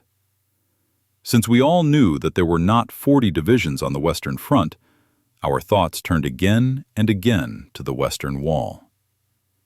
A hastily assembled combat group held Elbeuf until August 26th. After evacuating the left bank of the Seine, this combat group defended the bend of the Seine south of Rouen at Forêt-de-la-Lande, allowing our forces to disengage from the enemy. Our soldiers fought alongside Canadian units for the last time at Forêt-de-la-Lande. They held back the 2nd Canadian Infantry Division until August 29th. Only in the afternoon did the combat group under the command of W. Munke finally retreat. After spending 2 days in the Beauvais area, the division withdrew to the Hirson area, near the Belgian border, as rest and replenishment were impossible so close to the front. We marched under cover of darkness across the blood-soaked fields of World War I, along the same roads we had raced along in 1940 when we advanced westward. Our marching column looked miserable, with individual columns rolling through the night, each combat vehicle towing several others. In Eerson, the division came under the command of General Stumpf, commander of the tank forces in the west, who was personally briefed on the division's personnel and the condition of its combat equipment. General Stumpf gave me the pleasant news that I had been awarded swords to the oak leaves of my Knight's Cross. The division immediately began to replenish and re-equip its depleted units. It was assumed that military equipment would arrive from Verdun and Metz. The losses in manpower and equipment were horrific. The combat units lost more than 80% of the personnel with whom they had started the campaign. Combat support and supply units also suffered heavy losses, mainly as a result of enemy air action. The division lost more than 80% of its tanks in combat and during the retreat. It lost about 70% of its armored vehicles and armored personnel carriers, 60% of its artillery, and 50% of its motor vehicles. Such enormous losses could not be replenished in a few days, but we had no other choice. The division had to become combat ready as soon as possible. We did not like either the Eerson area or the overall situation. Combat support units and units not ready for combat were immediately transferred to the area east of the Meuse-Maas River. By August 31st, the Americans had reached Soissons and Laon and were advancing northeast. The division's task force held them up at the Thon River until the night of September 1st to 2nd. Meanwhile, the Monka task force arrived at the division. With enemy troops threatening the division from the rear, it withdrew to the east, where it took up a defensive position. We had to engage in battle to allow our infantry to cross the Meuse River. During the retreat to this position, the commander of the 3rd Battalion of the 26th SS Motorized Grenadier Regiment, Knight's Cross recipient Eric Olbutter, was fatally wounded when he drove over a mine planted on the road by partisans. Both his legs were blown off, and he died that night in a military hospital in Charleville. In Eric Olbutter, I lost another seasoned warrior and old friend who had fought side by side with me since 1939. He was a determined soldier and an ideal commander. During the night of September 1st to 2nd, we held a defensive position near the town of Beaumont with the remnants of the 116th Panzer Division.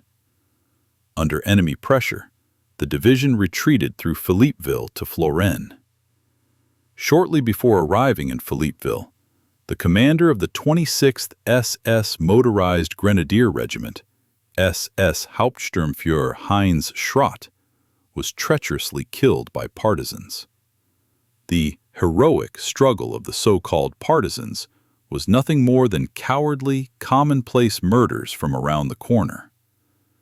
The organizers of the partisan war were true war criminals. They acted contrary to all humanism and were guided by naked instinct. I had never before had to deal with guerrilla warfare, nor had I felt the notorious hatred of the French and Belgians. On the contrary, I had always witnessed good relations between the troops and the population of the occupied territories. This is especially true of the long-suffering population of Normandy.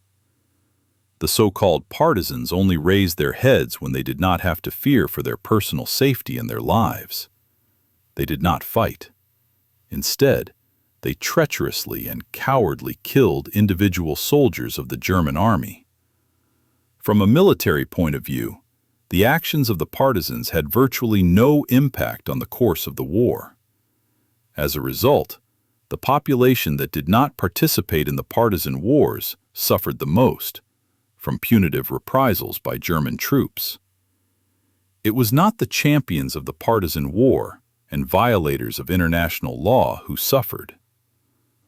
According to the same plan, they stirred up hatred between nations. For a long time, this hatred deepened because of the criminal actions of the partisans. No one will deny that, Through their policy of supporting the partisans, the Allies actively promoted communism in Western Europe. Without the treacherous actions of the brave partisans, there would have been no reason for war crimes trials.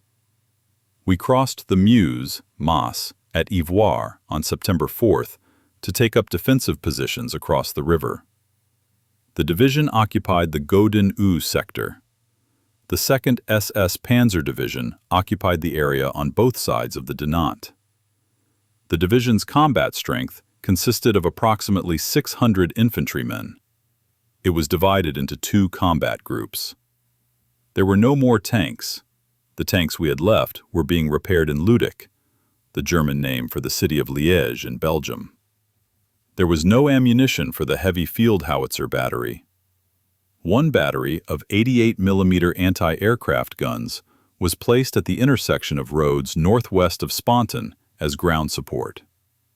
The Americans immediately attempted to force the Meuse at Godin and Ivoire. Their attacks were repulsed with heavy losses. However, they managed to establish a bridgehead in Eau.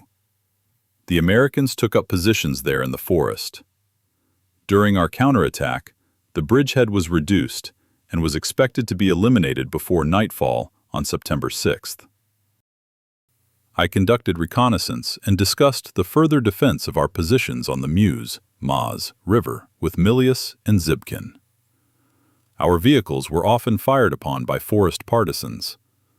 There were no casualties on our side, but we found the bodies of 6 soldiers from the reconnaissance battalion from Lutic, Liège. They had been shot while resting. The reconnaissance group was fired upon between Sponton and Dinant. The perpetrators were not found. On the night of September 5th to 6th, the Americans managed to force the Meuse near Namur and repair the bridge, which had not been completely destroyed. The commander of the unit defending Namur withdrew to the east without informing the neighboring units, thus opening the way for the enemy to penetrate deep into our defenses on the Meuse. A reconnaissance group from the 12th SS Reconnaissance Battalion encountered an American advance battalion on the Namur-Seine Road at around 11 a.m. I was returning from the command post in Zibkin when this bad news arrived. It seemed unbelievable to me, but the report was confirmed by another reconnaissance group at 11:15. The units were immediately put on alert and ordered to retreat across the Ertha River. The withdrawal could only be carried out at night. Speed was of the essence. The Americans would soon be in Durnal, and then, in a matter of minutes, they would reach the crossroads. If our headquarters wanted to get away from the Americans, it had to get through this crossroads. In the blink of an eye, headquarters was already rushing towards Durnal. I led the group across a steeply sloping field to reach Durnal through a section of forest.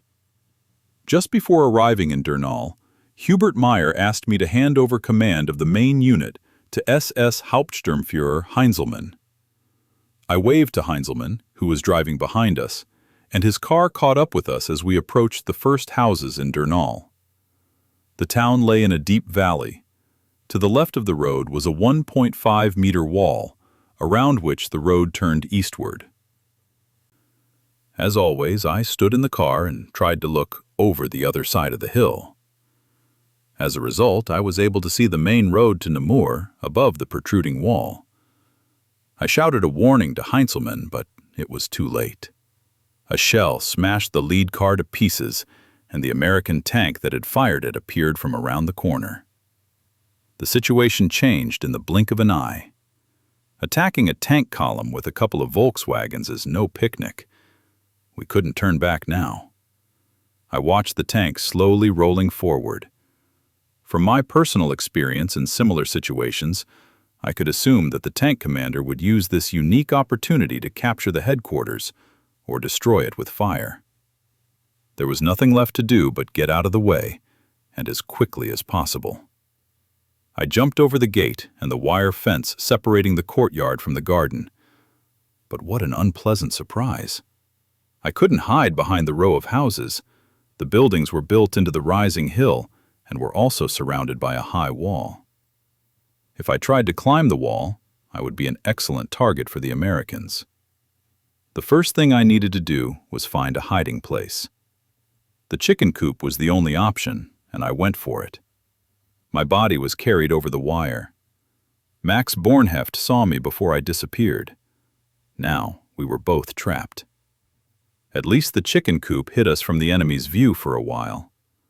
After nightfall, we hoped to make our way back to our own lines. Loud shouts came from the road. The population was welcoming the Americans. The tanks drove past. I heard excited conversation in the nearest house, and the name Cologne. I never saw him again.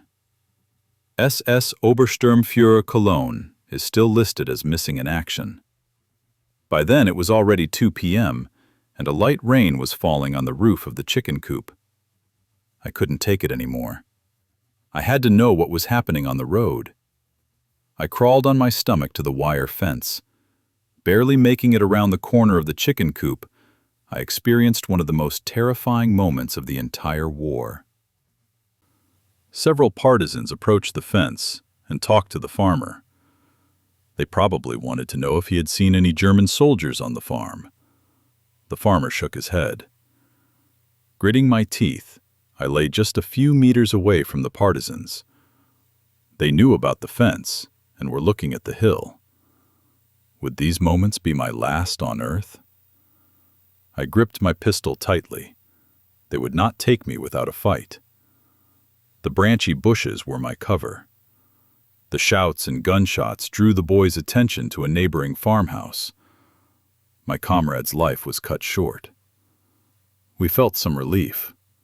After all, the farm had been searched, and perhaps the rain would drive away the curious. Minutes turned into hours. We liked the weather. Suddenly, we were stunned. The chickens gathered in front of the chicken coop and wanted to go inside.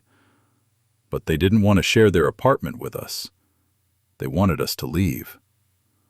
The situation could not end well, so what happened, happened. A small old farmer stood by the fence, wondering what was going on. Then he tried to drive his birds into the coop. However, these living creatures resisted. They wanted to have sole possession of their empire. The farmer became curious and stuck his head into the chicken coop. He shouldn't have done that, because before he could even open his mouth, he found himself sitting on an old barrel in the darkest corner. Now he was the third person on the barrel. He looked at our guns in horror. We could have done without our guest. The situation had become complicated. Soon the farmer's wife would join us.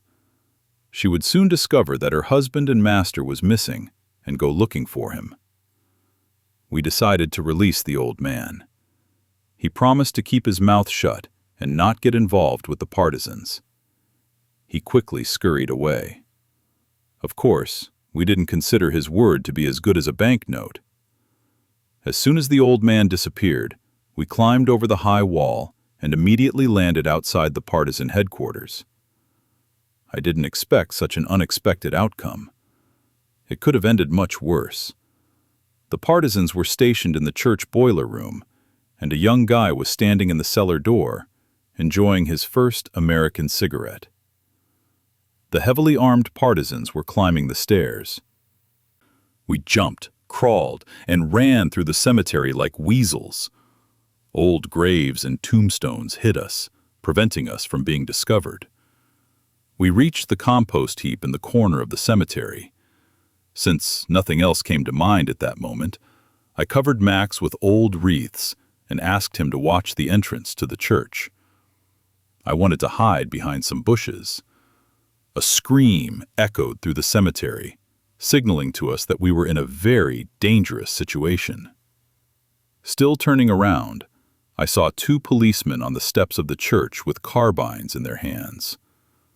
The policemen were frightened because they hadn't seen Max yet. I quickly raised my pistol and pretended to shoot.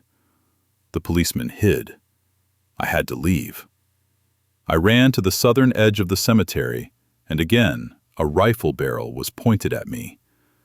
It was held by a man standing in the passageway, who put it away when I ran straight at him, threatening him with my pistol. We were surrounded. The old farmer had managed to get everyone on their feet after all. I jumped over the cemetery fence and landed on a village street about 4 meters away. Max followed me, gasping for breath. My God, it's unbelievable how agile you become when your life is at stake. The street sloped upward. My lungs felt like they were about to burst. Bullets whistled over our heads. I heard Max cry out. I turned around and fired a couple of shots. Max was lying on the road. He had been shot. My shots forced the brave freedom fighters to hide. I turned onto the road leading out of the village. Just in time, I noticed 2 more partisans standing guard there. Where could I go? I saw a small door held shut only by a large stone.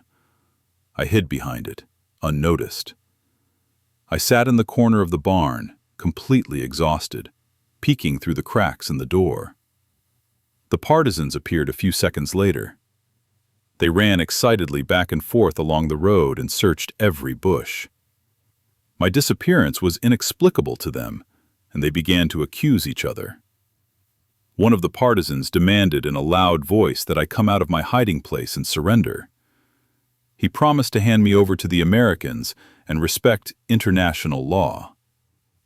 I did not respond to his call. The pistol in my hand seemed to be getting heavier and heavier. We had once sworn that we would never surrender alive. The harsh trials in Russia had forced us to make that vow. The time had come. There was 1 bullet left in the chamber and 1 last one in the magazine. Should I keep my vow? Did it only matter on the Eastern Front? Were the current circumstances completely different? The minutes ticked by. I looked at my pistol again. I thought about my family and my unborn child. It was difficult, very difficult to make a decision. The partisans were only a few meters away from my hiding place. I studied their faces. Some were angry, others seemed quite harmless. Perhaps they had been given weapons only a few seconds ago. The leader of their group asked me again to surrender. Standing next to him was a boy of about 14. They were obviously father and son. The little devil was holding a carbine in his hands. The boy suddenly pointed excitedly to the door and the stone that had been moved to one side.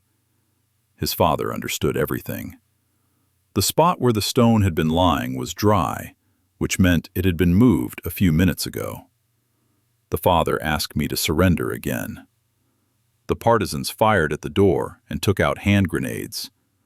2 more shots split the door open and forced me into a corner. I turned to my father.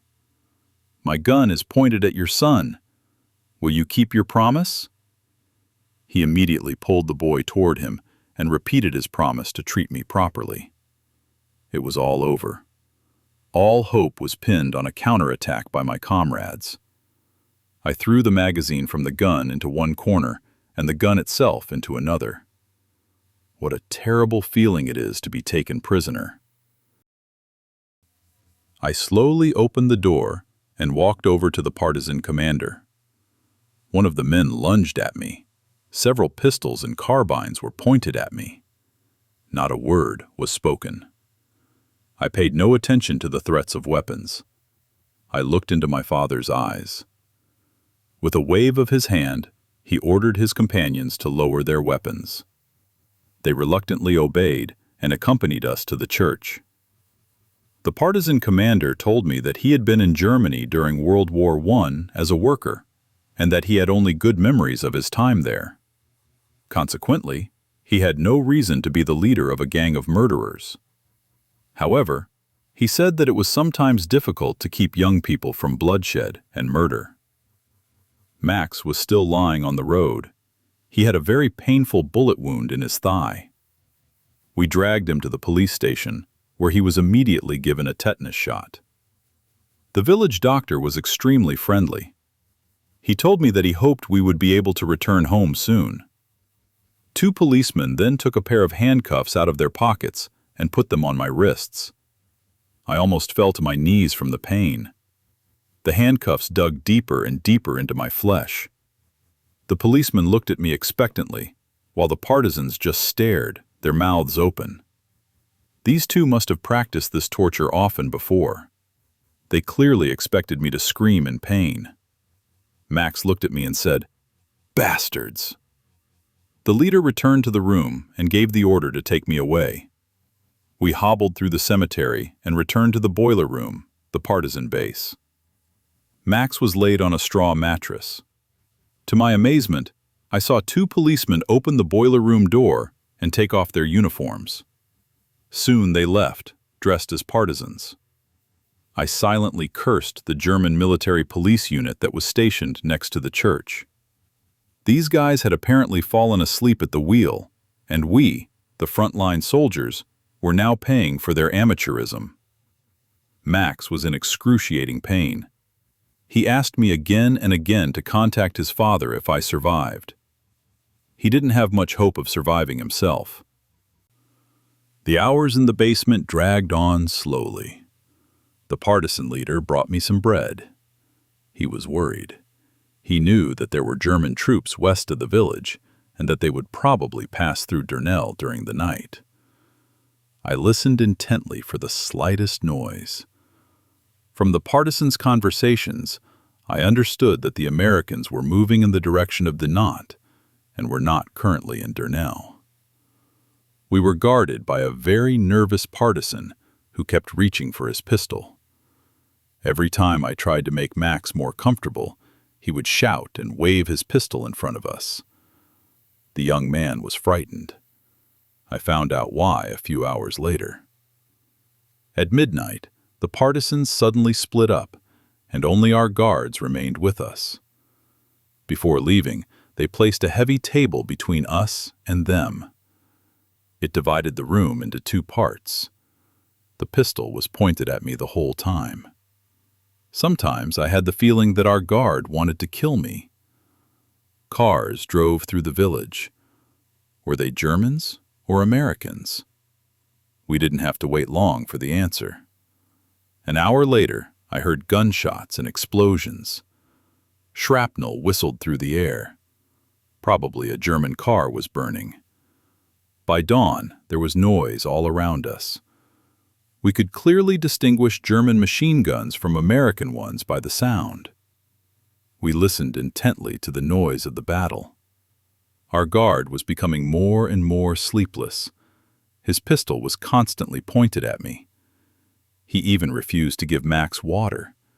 He was afraid to turn his back on us. Suddenly, a burst of machine gun fire shattered the window panes, and the Americans demanded that we surrender. What an interesting turn of events. The frightened guard threatened us with his pistol from the corner. I had to shout at him to open the door and stop the frenzied shooting at the Americans. The Americans continued to fire. Machine gun fire hit the church wall. Finally, the first American began to descend the steps to the basement. To my amazement, I saw our guard get a rough kick in the rear. He flew into the corner. The partisan turned out to be a deserter from Laurent. He was discouraged because the Americans treated him like a vagrant. My amazement quickly evaporated. A machine gun was pressed against my stomach. At the same time, the second American shouted, "Don't resist! My friend wants to take your medals as a souvenir!" Powerless with rage, I let them rip the Knight's Cross off me. I had had it since April 1941. The second American spoke German quite well, as his mother was born in Germany. He said to me, "For God's sake, don't tell them who you are. Your soldiers are treated badly in the rear." It took me a day to understand what he meant. We climbed the steps to the cemetery and came under fire from German machine guns.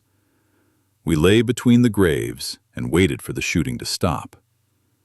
Before I knew it, my watch and rings had been taken from me. I had fallen into the hands of real bandits.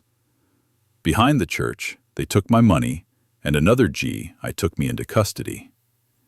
Angry that there was nothing else to take, he beat me on the back with the butt of his rifle. After a while, he calmed down. As we passed two frightened women standing in the doorway, I received another blow to the back. I stumbled a few steps and turned around to receive a strong blow to the side of my head with the butt of a rifle. I collapsed to the ground. As I fell, I heard the women's voices protesting. New blows lifted me to my feet, and I staggered across the street. The women's cries rang in my ears. After a few more steps, a U.S. Army thug pushed me into a small garden. Blood flooded my eyes and flowed from my left ear. I wasn't thinking about anything anymore. I saw a large currant bush in front of me, into which I was being pushed. So this would be the end of my journey. The image of my family flashed before my eyes. The official report would say, "Missing in action." In reality, I would be killed and buried in an unmarked grave. When this man raised his rifle, I looked at him with fierce contempt. I no longer noticed him. I was already in another world. Suddenly, to my amazement, I saw his rifle lower. He left me with a cry of, "Damn!" and walked away. My savior was a young lieutenant whose mother was German. At the last moment, he intervened and stopped the soldier's violence. The lieutenant tried to justify the soldier's behavior. He said that such acts of cruelty were the fault of the irresponsible propaganda campaign of armchair warriors. So as not to dirty his car, I sat on the fender. Within seconds, the windshield was red with my blood, which splattered on it as we drove. After driving a short distance, we stopped at an American supply convoy. There, I was handed over to the convoy commander with instructions to take me to the hospital. The convoy consisted of about 12 trucks and staff cars. Each vehicle was equipped with a machine gun and had one driver and two assistant drivers. With amazement mixed with envy, I watched as the soldiers' supplies were replenished. The American advance guard consisted of one tank battalion and one infantry battalion, and was lined up as if for a parade. Tank after tank and vehicle after vehicle were lined up close together in the open. The units replenished their supplies without taking any defensive measures against either ground or air attacks. 5 tigers attacking from the forest would have smashed this entire combat group to smithereens. But there were no tigers between Meuse, Maas, and the German border. In this area, there were only battle-weary soldiers. They retreated, crushed by fate. Would the Western Wall stop the Americans? I didn't think so. I knew that there were no combat-ready divisions left. The Western Wall was unfinished and had long been neglected. Indeed, the Ruhr was virtually undefended, and it seemed that nothing could prevent the Allied forces from capturing this forge of German weapons. A single powerful thrust of 10 to 15 Allied divisions into northwestern Germany would break the backbone of its resistance and end the war in a matter of weeks. The war for Europe was lost by Germany. The moans of another wounded German soldier brought me back to reality. He was in the next vehicle and had been wounded in the stomach. Suddenly, I saw a hand waving from the third vehicle. It was Max. He was in the fuel truck.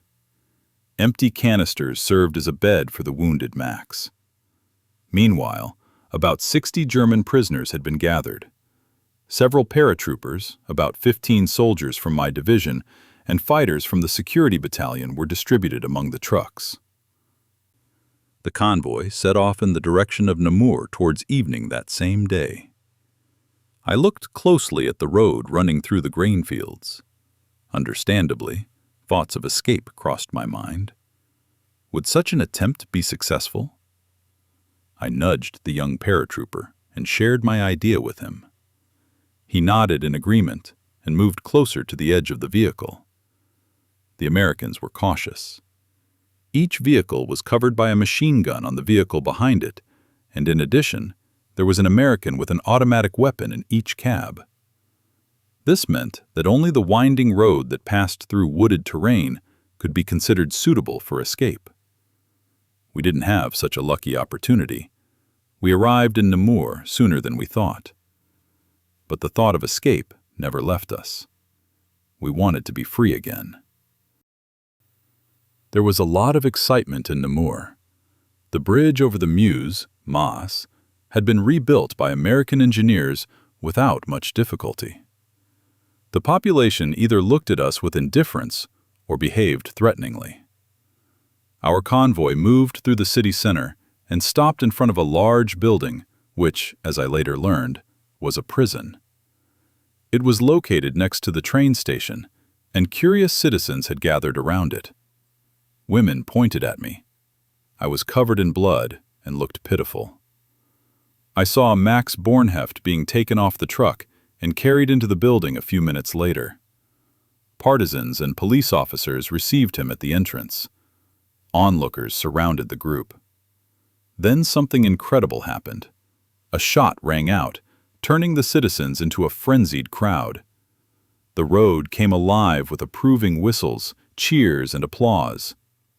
Without warning, and in a split second, my comrade in arms, with whom I had spent so many years, a brave soldier and loyal friend, was killed by some cowardly and despicable animal.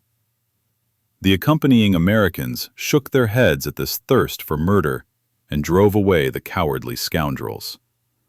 The convoy moved on again. So this is what captivity looked like after a day in captivity. The brutal murder of a wounded, bleeding soldier. Oh, how naive we were just half an hour ago, before we witnessed what happened. Our journey ended in the courtyard of a police station. The station was in the center of Namur, and I remember the entrance gate well. There was an old Gothic church near the entrance. It was dark when we drove through the gate. The entrance was guarded by partisans. That was a bad sign. As soon as the cars drove away, the young guards started yelling at us and ordered us to line up. Those who were the last to get off the trucks were beaten with rifle butts. I was standing on the right and saw an American saying something to the partisans, pointing at me. The partisans nodded and told me to follow them. They took me to a sergeant who bandaged me up. While this was happening, I heard my comrades screaming in pain. A group of partisans was beating a group of soldiers. I asked, "What's going on? Why are they beating them?" The sergeant told me that they were selecting those who were from the Waffen SS and paratroopers and were going to kill them. Then shots rang out in the courtyard, and about 20 German soldiers were killed that day, November 7th, 1944, in Namur. They did not die at the hands of Belgian soldiers, but at the hands of hot-headed young men who displayed their red scars as if they were important decorations. Around 10 p.m., 2 partisans led me through the deserted streets. Our footsteps echoed in the silence of the night. These sounds echoed in my ears like the dull beat of death drums. Once again, I assumed that my end was near, but this time I was wrong. One of my companions suddenly spoke. He offered me an American cigarette and asked if I was in a lot of pain. "You know," he said, "it's amazing that you can still walk with a fractured skull. We've been ordered to take you to a doctor, and we'll be there in a few minutes." It seems that the Americans had told the Belgians that I had a fractured skull. On the orders of an American officer, I was to be treated. The constant bleeding from my left ear was probably what indicated a fractured skull. Well, I hoped that everything would end well. Of course, I knew that my skull was not fractured, but I did not know why I was bleeding. Later, I was told that the American had torn one of my major blood vessels with the muzzle of his rifle. After a few hundred meters, I was taken to a house that resembled a school. Partisans and young people shouted, "SS! SS!" My escorts replied, "No, he's a colonel in the 2nd Tank Division. The Americans want us to take him to the hospital." The young people pushed me into an ambulance with distrust, and I was taken to a Catholic hospital. On the way, a seminarian and one of my escorts told me that SS men and paratroopers were being shot on the spot. I listened to this monstrous statement with almost indifference. How many young soldiers who had never killed anyone had died at the hands of murderers? After all, many of my soldiers had only recently been transferred to the division in the last few days. They were barely 18 years old when they fell victim to the excited crowd. Once again, I thought that death awaited me. It wouldn't be long before I was identified. I feverishly thought about how to get rid of my military ID. I couldn't leave it in the ambulance. It would be found in a few hours at the latest. I was taken to the operating room and made to lie down on the couch. A very friendly nun who spoke German helped me. The seminarian and the nun were brother and sister. The partisans saw me for the first time by candlelight and looked at me with interest. They became suspicious. My camouflage jacket seemed familiar to them and gave me away as a member of the Waffen SS. It was high time for me to get rid of my treacherous military ID. But how? These guys were watching me like hawks. At the last minute, I asked the sister to let me go to the toilet. After some hesitation, she allowed me to go, and I hobbled through several doors. One of the partisans accompanied me. The logbook disappeared in a flash. However, I realized too late that the pipes in the toilet were broken, and my identification would simply be delayed for a few hours. The doctor decided that I would be put to bed first, and the X-ray would be done tomorrow. I hobbled into the ward, barely able to stand, and with the help of the partisans, I was put to bed. The loss of blood had weakened me to the point of exhaustion. I was truly on my last legs. The partisans took my stained jacket, and I watched as they searched the pockets for documents.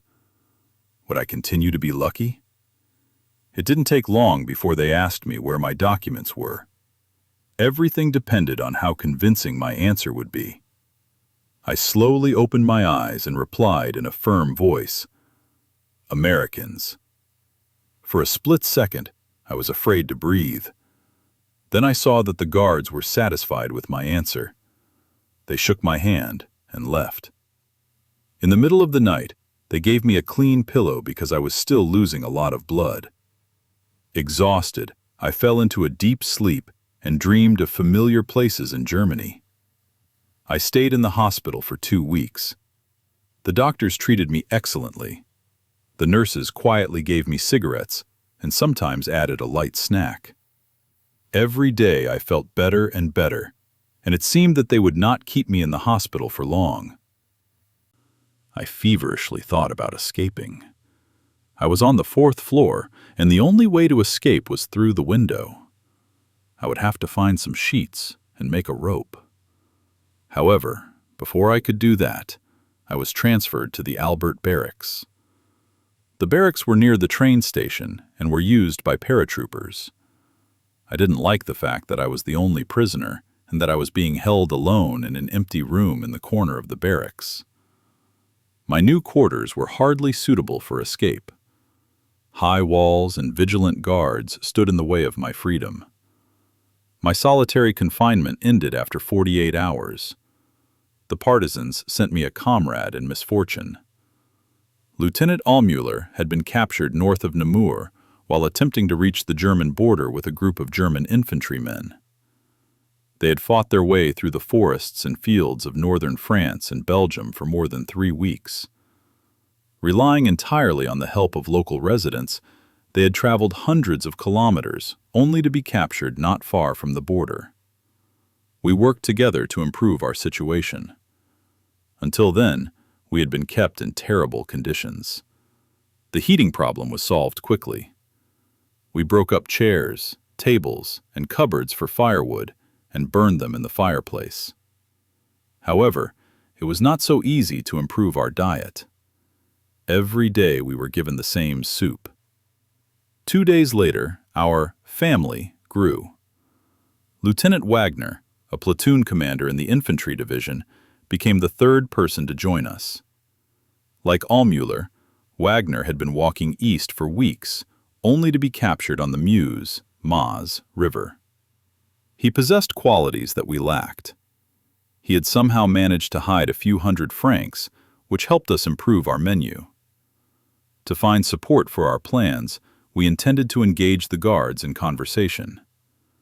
We were glad that a Belgian, a former military academy cadet who had been in a prisoner of war camp in Germany until 1943 and had been released thanks to the intervention of the king, became our best ally.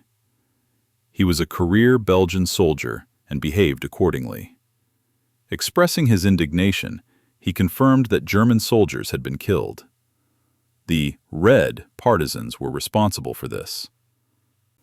A Russian prisoner of war, who had been captured in 1942 and managed to escape from a Belgian mine in the spring of 1944, helped the friendly Belgian to bring us supplies.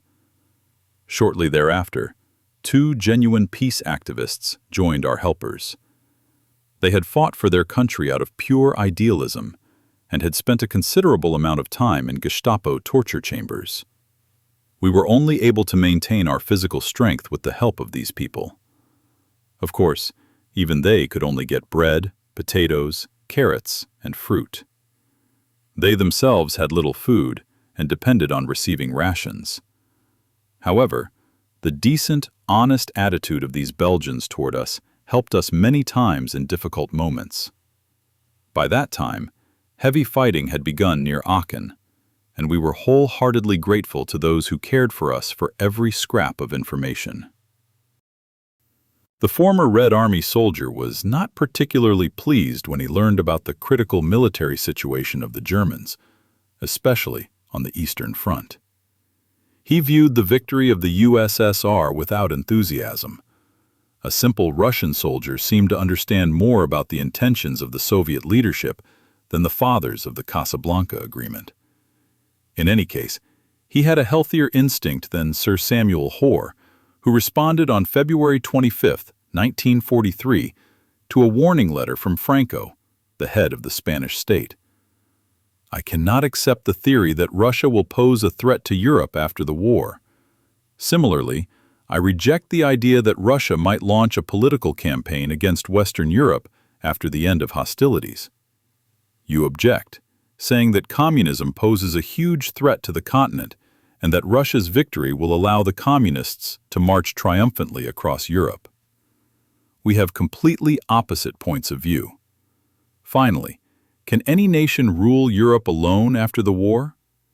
Russia will be busy rebuilding itself and will be more dependent on the help of the United States and Great Britain. Russia does not occupy a leading position in the struggle for victory. The military efforts of all are completely equal in the Allies' victory. After the war, large American and British armies will occupy the continent. They will consist of first-class soldiers. They will not be exhausted and worn out like the Russian armies. I dare to predict that the British will represent the most powerful military force on the continent. British influence on the continent will then be as strong as it was after the fall of Napoleon. With the support of our military power, our influence throughout Europe will be felt, and we will participate in the reconstruction of Europe. These were the words of Sir Samuel Hoare, one of Britain's leading politicians. I believe that the course of history has confirmed the fears of our caring Russian friend. His fears proved to be justified. Russia, not England, became the dominant power in Europe. Every squadron of bombers flying with its deadly cargo at low altitude over the hills along the Maas, in the direction of our homeland engulfed in flames, prompted us to make plans to escape. But there was no way to freedom. We were guarded too closely. One day, the Belgians brought us German military uniforms from old German stocks to add to the clothes we already had. I got a shirt and a greatcoat. Now we were more or less protected from the cold, but we looked more like a band of robbers than German soldiers. In early October, 2 Americans appeared with a commander, a military police major, and we were put in a truck and taken under heavy guard. Again, we had no opportunity to escape. That evening, we arrived in Reims at a police station that was being used by the military police. The cells were full of rowdy Negroes. They had been intoxicated by victory, after which they were caught and put in jail. The next morning, we drove across the battlefields near Reims, further and further west. By this time, we were preoccupied with plans to escape and were noting the main features of the terrain. However, now we sat huddled in the corner of the vehicle, staring in amazement at the huge Allied supply depots. There was an incredible amount of ammunition, fuel, and uniforms.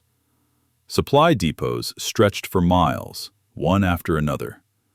Between them were airfields and additional depots with spare artillery pieces and tanks.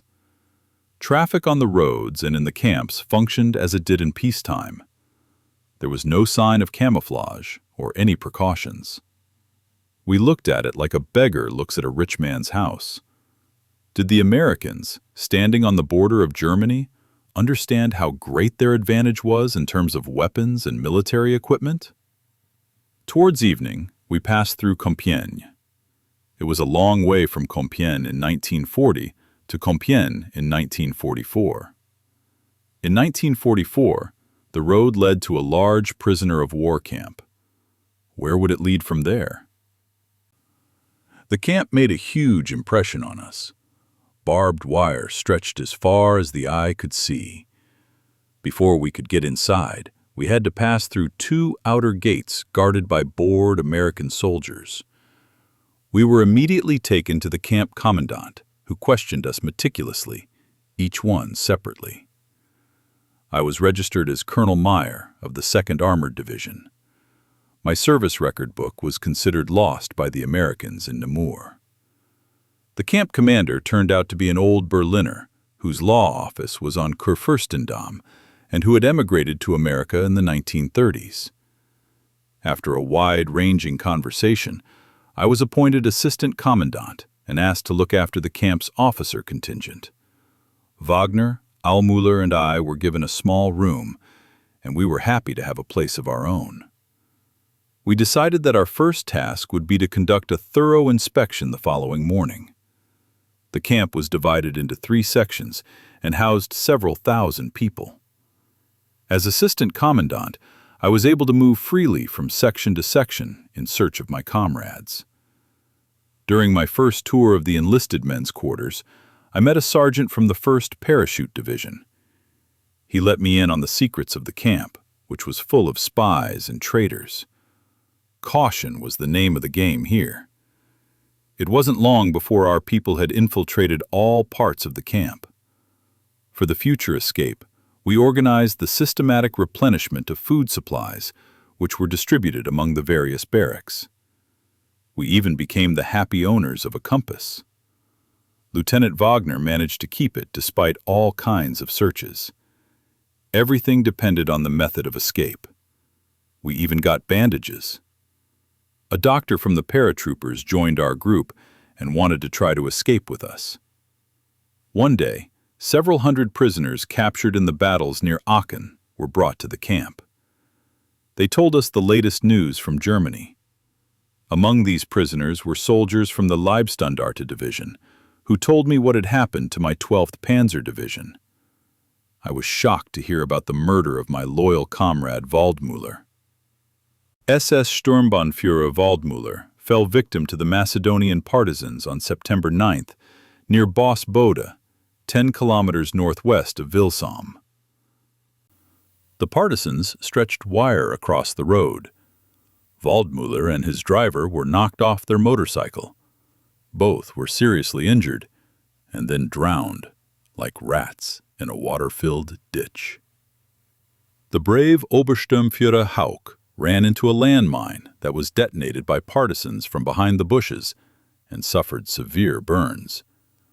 According to other reports from soldiers, the 12th SS Panzer-Division was resting and replenishing its ranks in the Plettenberg area of the Sauerland. By this time, preparations for our escape were in full swing. We knew that for our plan to succeed, we had to work hard, thinking through every detail. Time was precious. We expected that in a few days we would be transferred somewhere else to make room for new batches of German soldiers who had been taken prisoner. On November 7th, at around 5 p.m., I had a most interesting but not very pleasant conversation with the camp commandant. I met him in the corridor of our barracks and was surprised when he pulled me aside in a familiar manner and began the following conversation. "Colonel, you can do me a great favor by granting me a request. I find myself in a very unpleasant situation." Extremely surprised, I promised him my help, but had no idea what had happened. "I have just been informed that there is a high-ranking SS officer in the camp," said the commandant. "I would be extremely unhappy if such a person were indeed in my camp." So that's what it was. That's right. Thank God the lighting was so dim that the newly minted American couldn't see the color of my face. The surprise was complete. My tongue felt like lead. I had to remain calm, completely calm. Taking a deep breath, I promised the commandant my cooperation and asked for the name of this SS officer and what he looked like. The answer was something like this. "Well, I don't know his name. I don't know what he looks like either. All I know is that he salutes smartly, and everyone smiles when he walks through the camp." After assuring him that I would take care of the matter, I calmly said goodbye and disappeared into my room. Wagner and Aumüller were quite surprised when I told them that I had promised to search for myself and hand myself over to the camp commandant. We quickly agreed to attempt an escape the very next day. Lieutenants Aumüller and Wagner and Sergeant Müller would also take part. On November 8th, we gathered at the camp gate as lumberjacks.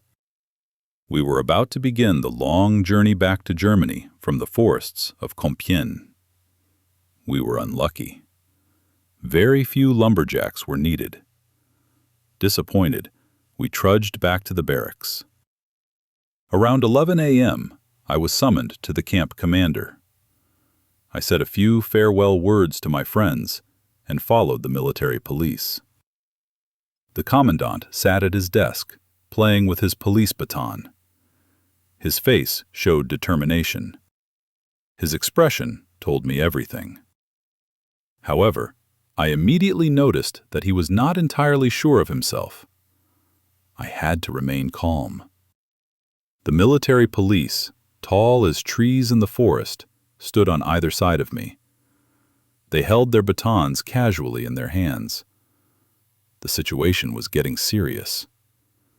The newly minted American yelled at me, "Take off your jacket!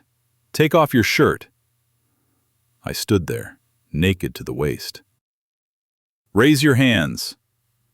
My God! The camp commander's face changed.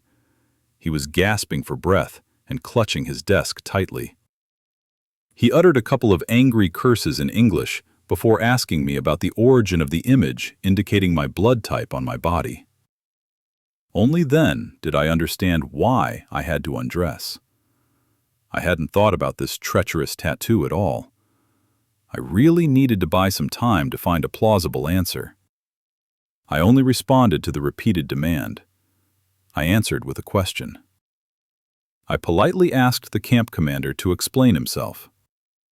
This nearly caused the young man to lose his temper. He continued to yell at me, claiming that I was an SS pig and that I was the high-ranking SS officer they were looking for. It was time for me to act. I looked at the camp commander and said, "You are mistaken." Although the Waffen SS introduced blood type markings, the Army tank forces also began to use them for their tank crews after such markings proved their usefulness in the Waffen SS motorized divisions. You will have to accept the fact that all tank school students were sent back to their units with these tattoos. This explanation had the effect of a bomb going off on the military police. I was allowed to put my clothes back on and leave the room. The camp commander remained seated in his chair, exhausted by this confrontation.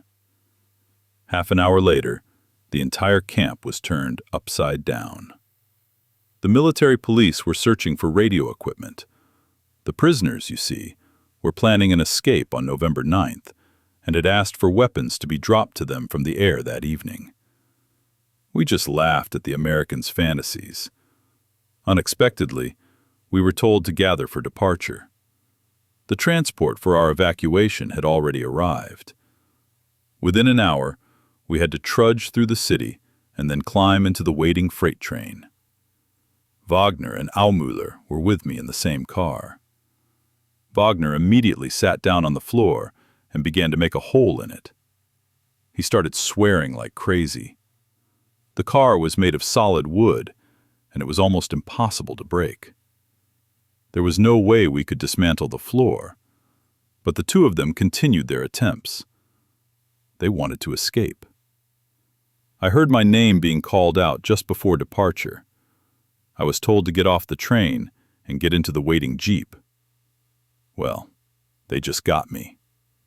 We quickly returned to the camp. I was very surprised when I saw a lieutenant standing in front of the administration building, dressed as if for a hike. He and several Americans were preparing to take a short walk in the vicinity of the camp. The lieutenant turned away shyly, but in vain. My shout of, "You pathetic bastard!" still reached his ears. He was the first cowardly creature in German military uniform I had ever encountered. He had indeed been a second lieutenant in an infantry division and had become a camp spy. The camp commandant forced me to stand facing the wall, with my fingertips touching it and my feet 1.2 meters away from it. With every movement, I received a light blow with the butt of a rifle on my back and a humiliating order to maintain discipline. But everything comes to an end, and soon I was placed in a special room. There, I was guarded by two Americans with their weapons at the ready. The next morning, I was taken to Paris via Compiègne, and from there to an airport west of Paris.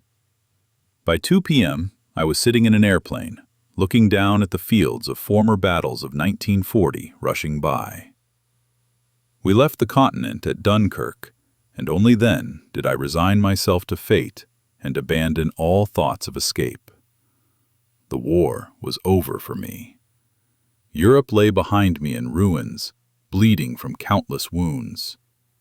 We flew over the English Channel, and before me appeared foggy Albion, England, which wanted to liberate Europe, but in fact helped throw it into the arms of the communists.